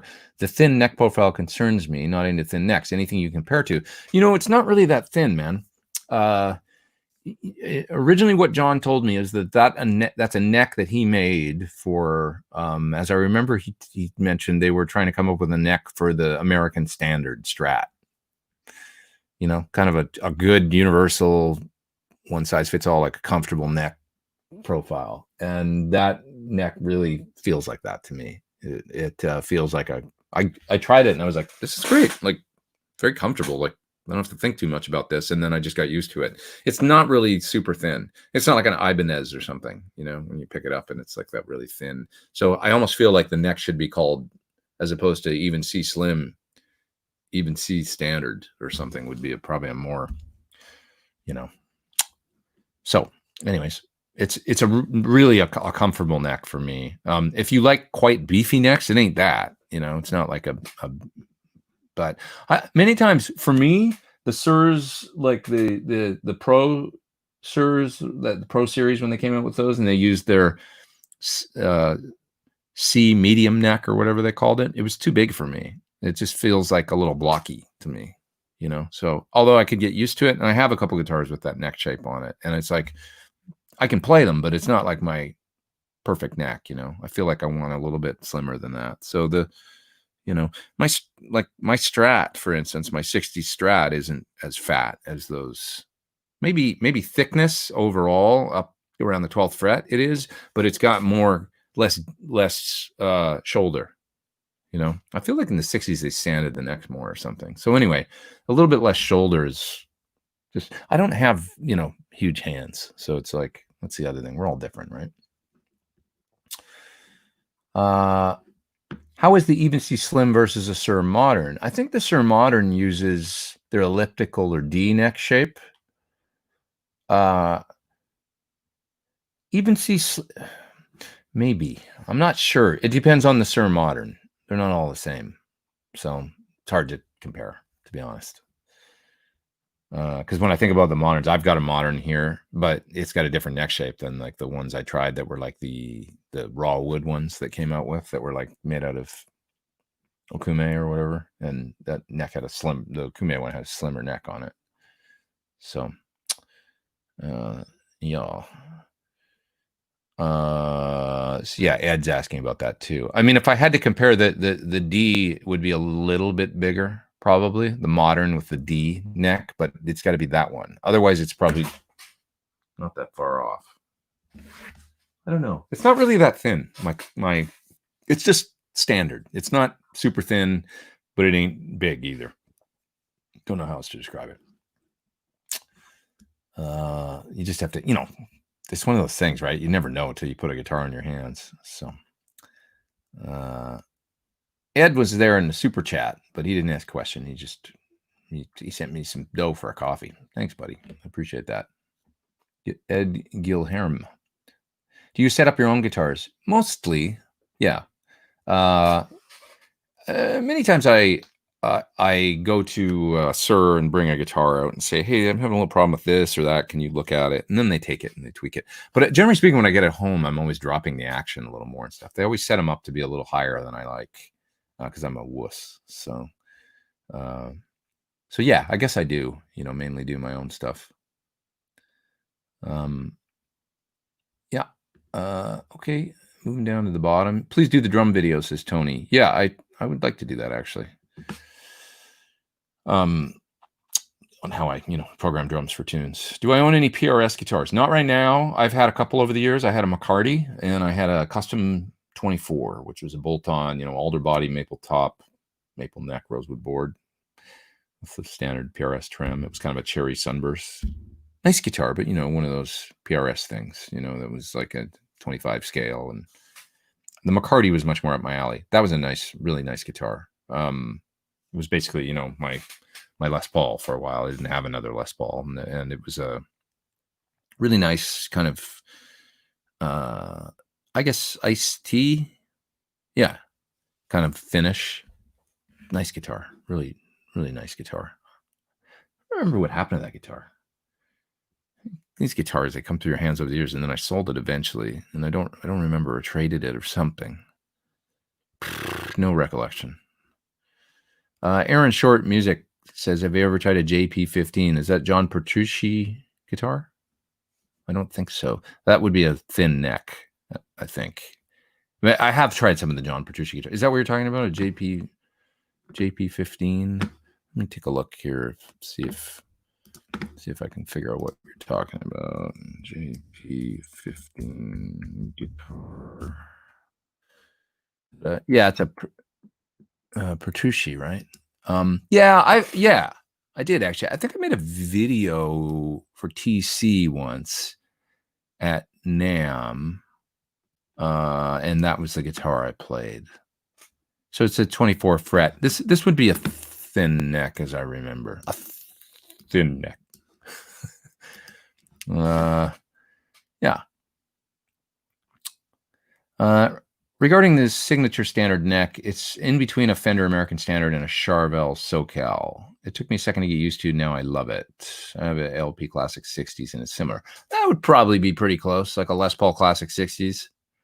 You know how that's for a Les Paul kind of a thin neck, but it's not like when you consider on a Strat, it'd be like, oh yeah, that's actually a pretty good description, I think.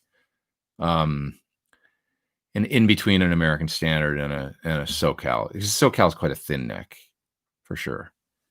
So yeah, keep in mind I grew up playing, Charvels and stuff. I mean, my main guitar was a Jackson, and so I was very used to that thinner neck, and maybe it was hard for me to get away from that, I guess. I don't know.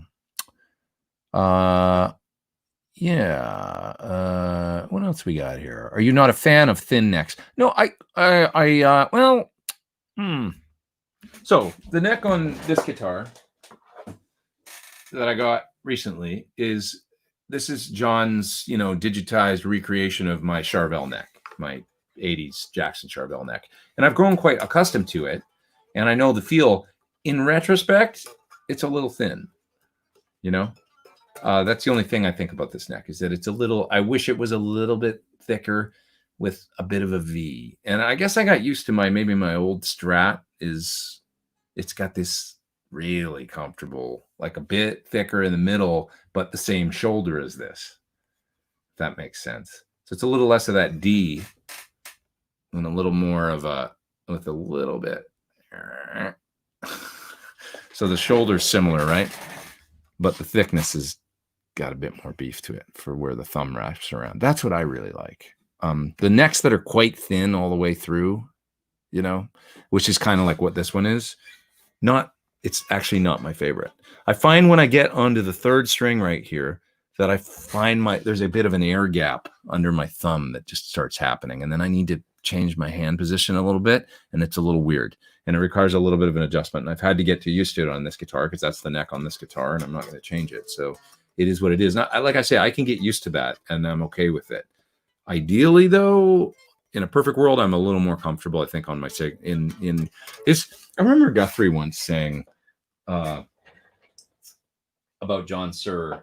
He kind of paid him a big compliment. He said, sometimes I'll come up with an idea for a guitar, and we'll make it, and it'll turn out a certain way. And if I listen, he was talking about one of his guitars that he had that was a Suhr, and he goes, and if I listen to John and what he like, he'll listen to what I want, and then instead of me taking over and saying I want the guitar made out of these woods or whatever, I'll listen to what he says when I say what I want, and this is that guitar.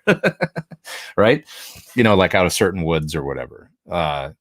In other words, saying Jack John has a pretty good, he's done this for so long. So that's one of the things is like with the thickness of a neck. I remember struggling trying to find a Suhr neck shape I liked, and he goes, "Why don't you try my Even C Slim? I think you'll love it." And I was like, "Oh, I don't like thin necks, I don't think." And he goes, "It's not that thin." So I guess it's maybe I've always felt like it was misnamed a little bit, and maybe but I tried it, and I'm like, "Oh yeah, you're right. I do really like this neck. It's just about right." And he's like, "Yeah, I told you, that's what you said. From everything you're saying, I think you'll like this neck, So it's really good to ask him, these things. And then he helps a lot. Guthrie Govan is an amazing talent, says Alan. He sure is. Yeah, he sure is. He's amazing. Spieling. What are you guys talking about? Spieling. Tori Spelling. Aaron Spieling. I'm not kidding. I used to play in a band with the girlfriend of Randy Spelling. We had a band called Box. And so I've been to the Spelling's house that they used to have. They lived in the biggest single family dwelling in the United States in Bel Air that had like 300 rooms or something. I was over there many times. He had a bowling alley in the house, and I would go there for parties and stuff, and after gigs and things. And so I knew Aaron Spelling and Tori Spelling. I did. We would go there. I clearly remember hanging out in their kitchen with Aaron and his wife and Tori, and they're going, "All right, you guys have fun. Don't stay up too late," and going down to the you'd take the elevator down to the bowling alley. He literally had a bowling alley with 2 full lanes with all the posters from like Love Boat and everything all the way down the sides of the alley and all the shows he'd produced, and beer on tap. These are the kinds of things that happen to you when you spend 30 years in LA in the music business. They were nice people. I liked Tori, was very sweet, and so was Randy, who's now he's kind of like a motivational speaker, I think. I haven't talked to him for years, but he was a very nice guy. So his girlfriend was the singer of that band. David Johnson is up there in the top chat, and he says, recently got Suhr Reactive Load IR Want to add different Celestion impulse responses. Okay, Alnico blue and maybe gold. Anything I need to know or just download and drag into folder. So you need to use the converter to get them to work for the reactive load. So there's I can't remember. You might just email cs@sir.com and ask them about the impulse response converter for the reactive load so that you can use different IRs in the reactive load. It needs to be a single channel, like mono IR, 48K, 24-bit, and otherwise it won't work. So, and I can't remember if the Celestion ones are or not, but you might just email customer service and ask. They will know whether or not they'll load right up. It's just a little program that you need to download, and they could send it to you or send you to the site. And you download it. You literally pull an IR into the. It's like a simple little program that you can get for Mac or PC. Pull the IR in, hit convert, and it spits it out. And then now it's ready to put in the reactive load. You could try it and see if it works. Like literally, so the memory in the reactive load is basically flash memory. So you plug it into your computer and it'll show up like a hard drive. And you can go in there into the cabinet folder and, pull out one of the speakers and then load in one of the Celestion IRs. You just drag and drop. And then try and restart the reactive load after that and see if it loads up and sounds right. If it doesn't sound right or it sounds like there's no cabinet loaded there, then you need to use the IR converter. And you'd simply go through and do the exact same thing that I just described and do it again, where you once it's converted, you pull in the. But this is a question for them, to be honest, because I can't remember exactly which IRs work perfectly and which ones don't. It's not a big deal though. Once you get this little program, it'll work perfect. What about a musician Van Halen, Pete? Are you asking what about I feel like a Music Man Van Halen? Those guitars have quite a small neck. It's kind of an interesting neck. It's not dissimilar to the neck on my EVH, which is hanging back over there. I can get used to that. The frets is a little tougher for me on the EVH. Eventually I would love to refret my EVH with 6100s with bigger frets. But I love that guitar, actually. It's still great sounding, rock and roll. I use it for metal a lot in my videos. You'll hear, down-tuned with the detuna and all that on the tailpiece. It works great. And works good. Yeah. Okay. Did I miss a top chat? Yeah, I did. Oh, no, I didn't. You were asking about the loading up the speakers, David Johnson, the top chat there. Yeah. Gold, by the way, I do like the Alnico Golds. Try those. They're really nice for sure. And the Alnico Cream is also really nice. That's a great sounding speaker. So try that one for all your different Alnico flavors. Try the Gold and the Alnico Blue and the Cream too. Really good sounding speakers. And congrats on your reactive load IR. They're great. Great tool. Do you use any EQ correction software like SonarWorks 4 with your monitors? I don't. No. I'm pretty happy with. I get my monitors they're a foot away from the wall, so they're not too close, And I don't use any roll off or anything like that in here. I might use a little bass boost on my Barefoots, or maybe bass cut. I can't remember. I got to look on the back, see what they've got a pretty extensive kind of tuning on the back of them. I can't remember what I did. But I'm also pretty this space that I'm in right here is pretty tuned in because I've got my panels on either side, the wood panels you see in my videos that absorb below 350 hertz and then diffuse above that. And I got a cloud above me that's this thick, so it's like between, and then there's another panel on that wall that's exactly the same. So there's all this dampening going on, and then big bass traps in both the corners that go all the way from the floor to the ceiling that are like this thick. So they soak up everything. Yeah.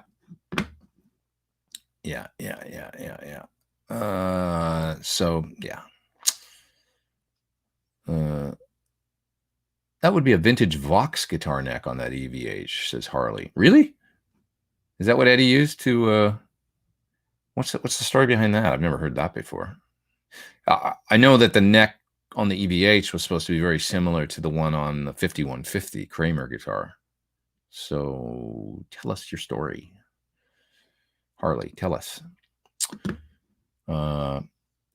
Yeah, Randy McReynolds says, I have a great speaker simulator. It's called a speaker. No, I'm just kidding. Just poking fun. Don't get mad. I know. I love. That reminds me. So we're just talking about Eddie Van Halen. Once Eddie Van Halen asked me, "So, how do you record? What do you use?" And I said, "Oh, I use Logic software, you know." And he goes, "I use Logic too. That's why I record analog." And I was like, "You're Eddie Van Halen. You can have a Studer A800. I can't afford one of those." Isn't that funny? He's quick, you know. I use Logic too. That's why I record analog. That was funny.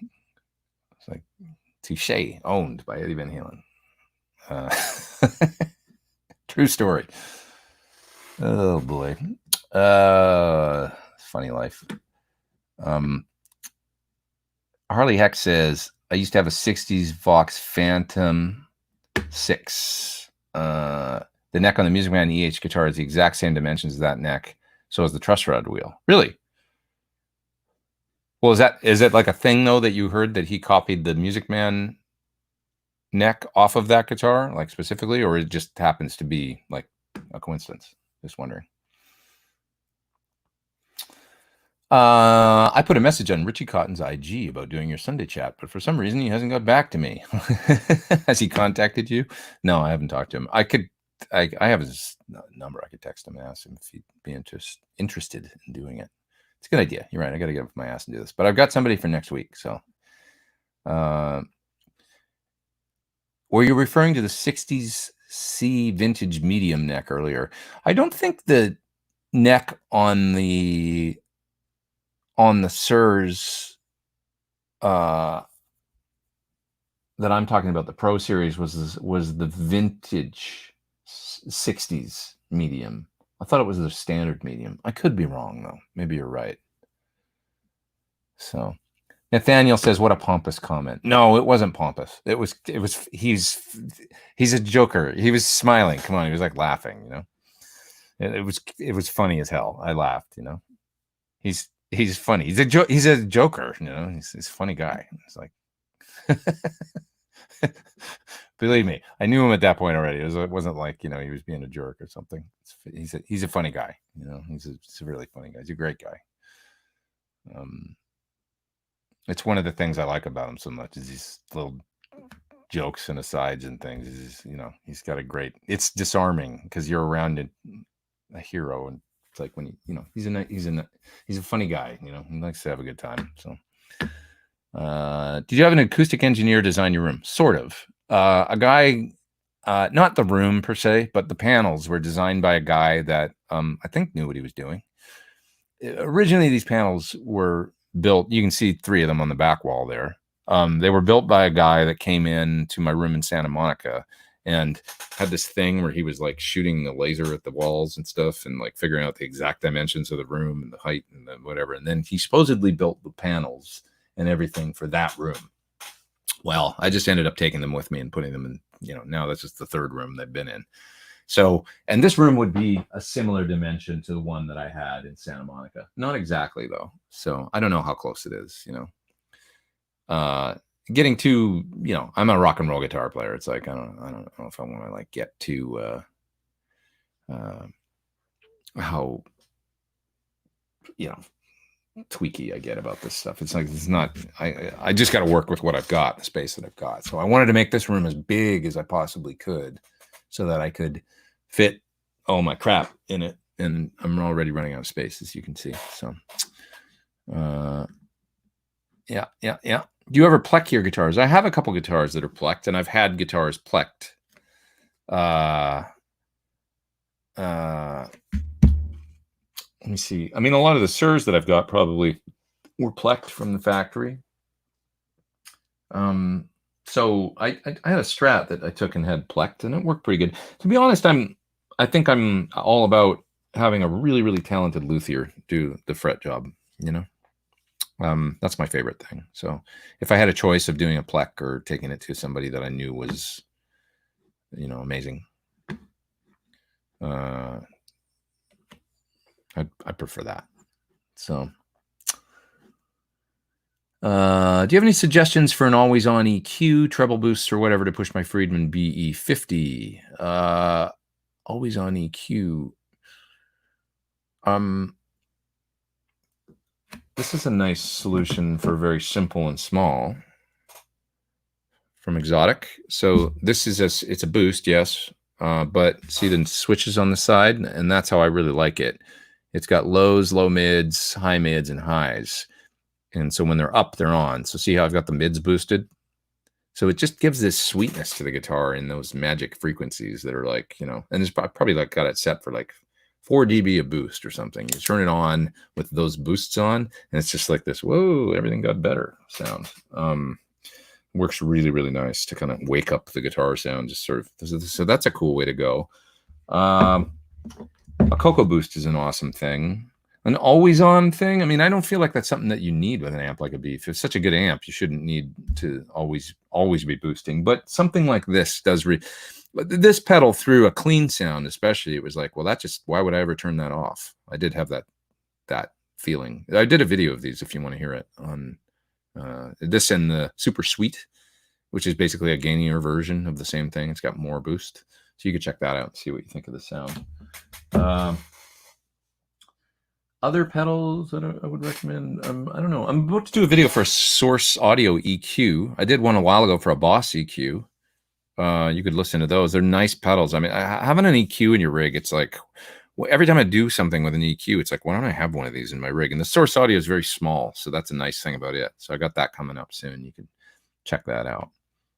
I do have the Unit 67 on my pedal board from Drybell, which has a low and high EQ, a boost, 1176 sort of compression circuit in it, and a range master sort of thing as well, all in a simple pedal.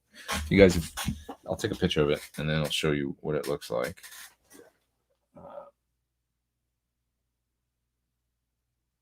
we go. So it's like that. Right, the big knob's the boost. The little knobs are one for compression, one for lows, one for the mid-range boost, and one for the highs. So it's a simple EQ, and then just a big. It's like I don't know, kind of similar but different to this thing. It's like a magic kind of. Oh, that just sounds better when I turn that on. I don't always leave this thing on. I'll use it on the tour I just did. I would use it in conjunction quite a bit with the Bogner Blue, to kind of kick the blue, because the blue is kind of low gain. So if I wanted to, you know, I don't know, it sounded great like for Pete Townsend. If you watch this, if you want to hear what it sounds like, I'm using it in the video for Who Are You from the Classic Rock Show. I'm using that pedal in front of the blue, in front of the clean channel, the PT15 with some P90s. You can hear kind of what it sounds like. It's a really cool sound.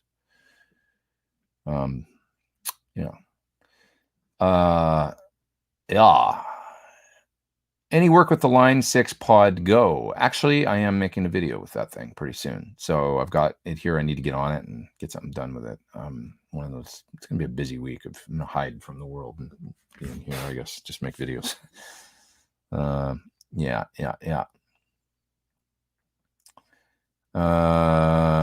When are you and Phil X getting together again? I'd love to do that. I'd love to do my Sunday show with him, actually. So that would be cool. Matthias says, heard they scanned his main 5150 Kramer. That's the Eddie Van Halen, neck shape for the Ernie Ball. That's what I heard too, that it was based on that. Ron says, Pete, what's your opinion on Bogner amps? I really like the pedals. The amps, for me, I had an Ecstasy. For me, they're like, and I love Reinhold too. There's a certain tone to them that isn't exact. I sort of prefer the traditional Marshall sound, and they have a more low mids than that for me. It's a very distinctive sound, and maybe combined with a Marshall or whatever, it could be a cool thing, like in conjunction with a toothy Marshall or whatever. But for me, the low mid thing. Now he came up with the Helios, and that would probably be the one that I would, I guess it's the same for every amp line. There'd be one I would gravitate more towards than others. So I've never tried one, but I heard Lukather play one at the Baked Potato, and it sounded really cool, I thought. So yeah. Pete, does using a 55 hertz cone with a heavy magnet give a midier tone like a medium magnet, or is it a totally different thing? It's a different thing. To me, a bass cone with the heavy magnet is Hendrix. right? And it's a full sound. I don't know how else to describe it. It's like everything's there, and the bass drops. It's great for clean stuff, that's for sure. But to be honest, I got accustomed a little bit, acquainted, I should say, again with the 55 hertz Celestion Heritage speaker, and that's a great speaker. It's a really, really good sound, and I had one in my main cabinet that I used to use as an ISO cab back. So a lot of the tracks on Guitar Nerd would have been cut with that speaker, the 55 hertz H30 style Heritage speaker. That was the speaker I had in a Bogner 112 ported cab that I had in my closet, and I cut a fair amount of the tones on Guitar Nerd. For sure, like Revenge of the Nerd, the first song was all that speaker, I think. Probably quite a few others. So, anyways, it's a nice sound. If you want a great all-rounder, they're a great speaker. But I wouldn't say mids like they have nice mids, but I wouldn't say it's like a greenback, which to me is kind of more mids centric. The small magnet always has the more mids to me. I have in that cabinet right there, I actually have 3 blackback 75 hertz speakers and 1 55 hertz small magnet. So there's it's kind of rarer 1973 Celestion G12M 55 hertz in one of those. I can't remember. It's one of the top ones. I've got it marked on the back. I can't remember which one it is, and it's a neat sound. It's a little, if you want a little less of the teeth and a little more drop in the bass, a little more like, I don't know how else to describe it. It just changes the sound a little bit. Drew A is up there in the super chat. He says, when your frets wear, do you get a fret dress, replace the frets entirely, or get a new guitar? So if so, how many before replacements? Great question. It's whatever you think you can get away with. I might do one dress, like for instance, the frets in my Yaren, I've never had done, and I've had it since 2013. It's time to do them. They're getting pitted, so I'll probably do one dress, and then I go a really long time. I probably longer, probably like most people, than I should. And a lot of my guitars have stainless steel frets, so I don't worry about it on those. But on the Yaren, it's going to need them done. So I'll do them once, and then I'll, beyond that, I hate low frets. So it's hard because I don't like the feel, so it'd be something that I probably ask John to do on a weekend, and, bring him a nice gift or something. See if he'd do my frets on my, Bent Tom is up there in the top chat. He says, I just want to share, I got a 70s Marshall 412 with G12H 5530. So they're great speakers. Isn't it great? Yeah, it's a great cab, right? When I got the one, so I've got 2 cabinets loaded with blackbacks now. I've got one that's mic'd, and it's G12M 75 hertz all the way in the closet right now. But that day I also could have, I was picking, I really only had money for one. I didn't want to spend that much money that day, but they had a G12H 55. I think they were the 55s, bass cone, 30 watts, I think, or were they 75s? I don't actually remember whether or not they were bass cones, but they were G12H 30s anyway. I just can't remember whether they're bass cone or not. Anyway, it doesn't matter because I didn't get the damn cabinet, but they sound great. Great sounding speaker. And the reissue is good. The reissue, the Heritage 55 hertz G12H, awesome sounding speaker. And I have them actually I actually have that speaker in a 212. So I have a cab if I want to use it with those. Pete, have you ever played Cornford amps? If yes, what was your read on it? Only a little bit, and I think they're really good. And now it's basically Victory, right? They sort of morphed into Victory amps. I play a little bit, and I know the Richie Kotzen one was really cool. Just a simple, single channel amp, really cool amp. It's 1:30. I'll go another 5 minutes or so, and then I'm going to jet you guys. You guys probably want to get on with your day. We've had a nice, it's about 442 people online. It's been a nice between 440 and 475 people or something the whole time. So it's great to have you guys here. Thanks for hanging. Appreciate it. 2013, says Ian. Damn, I've been watching your videos for 7 years now. Dude, I can't believe how fast the time goes. There was a movie on the other day. It was that, war movie, Enemy at the Gates, with Ed, what's his name, was in it, I think. And anyway, point is that I saw it in the, when I'm looking through the movies. And, oh yeah, that movie. And I thought, God, I saw that movie in the theater. I wonder what year that came out. It was probably 2010. I remember seeing it in the theater. Felt like 2010. No, 2001. And it's just like, God, dude, that's 19 years ago. How can that be? How can it be that?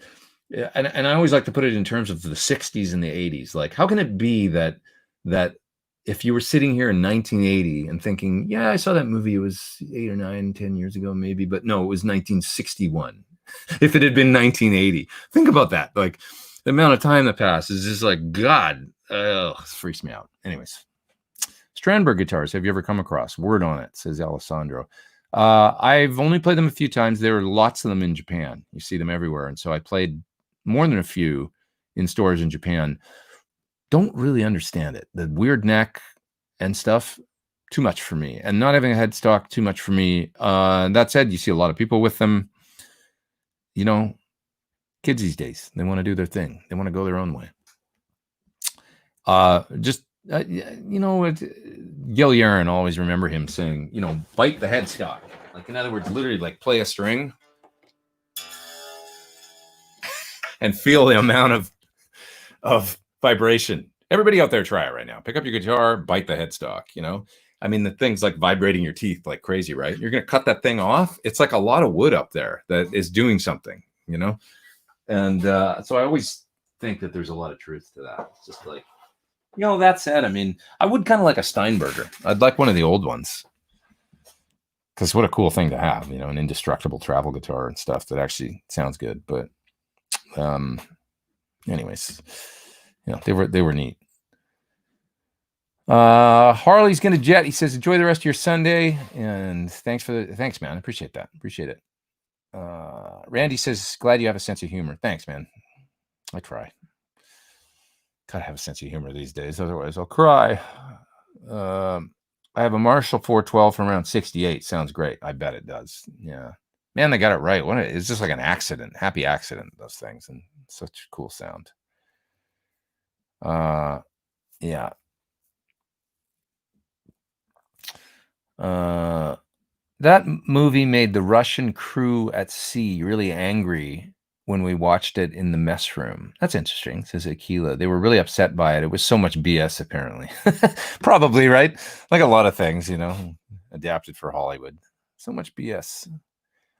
Wasn't really, was it like it was basically like the Germans and the Russians, right? And it was like the Russians had the sharpshooter. It's probably all BS, but I don't know.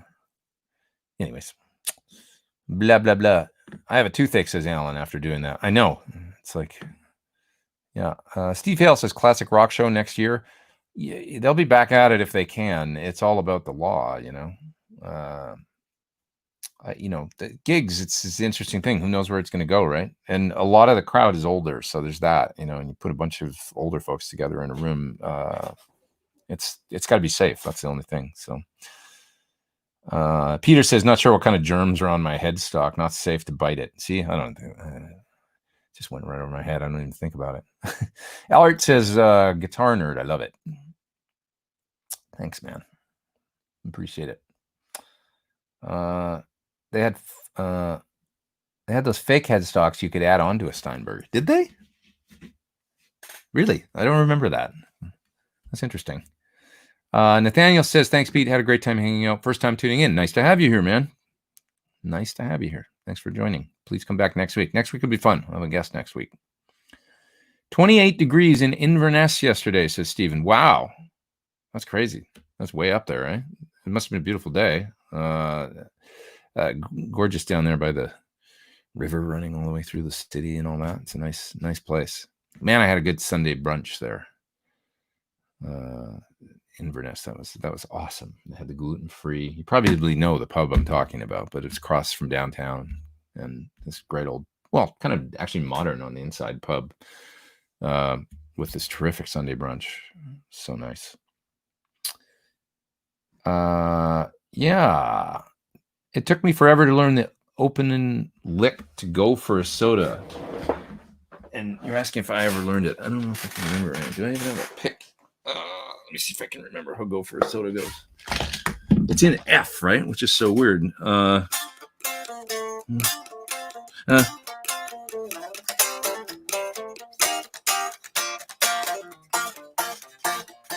I'm a good Canadian.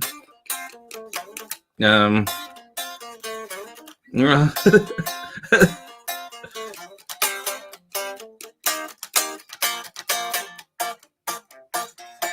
we go.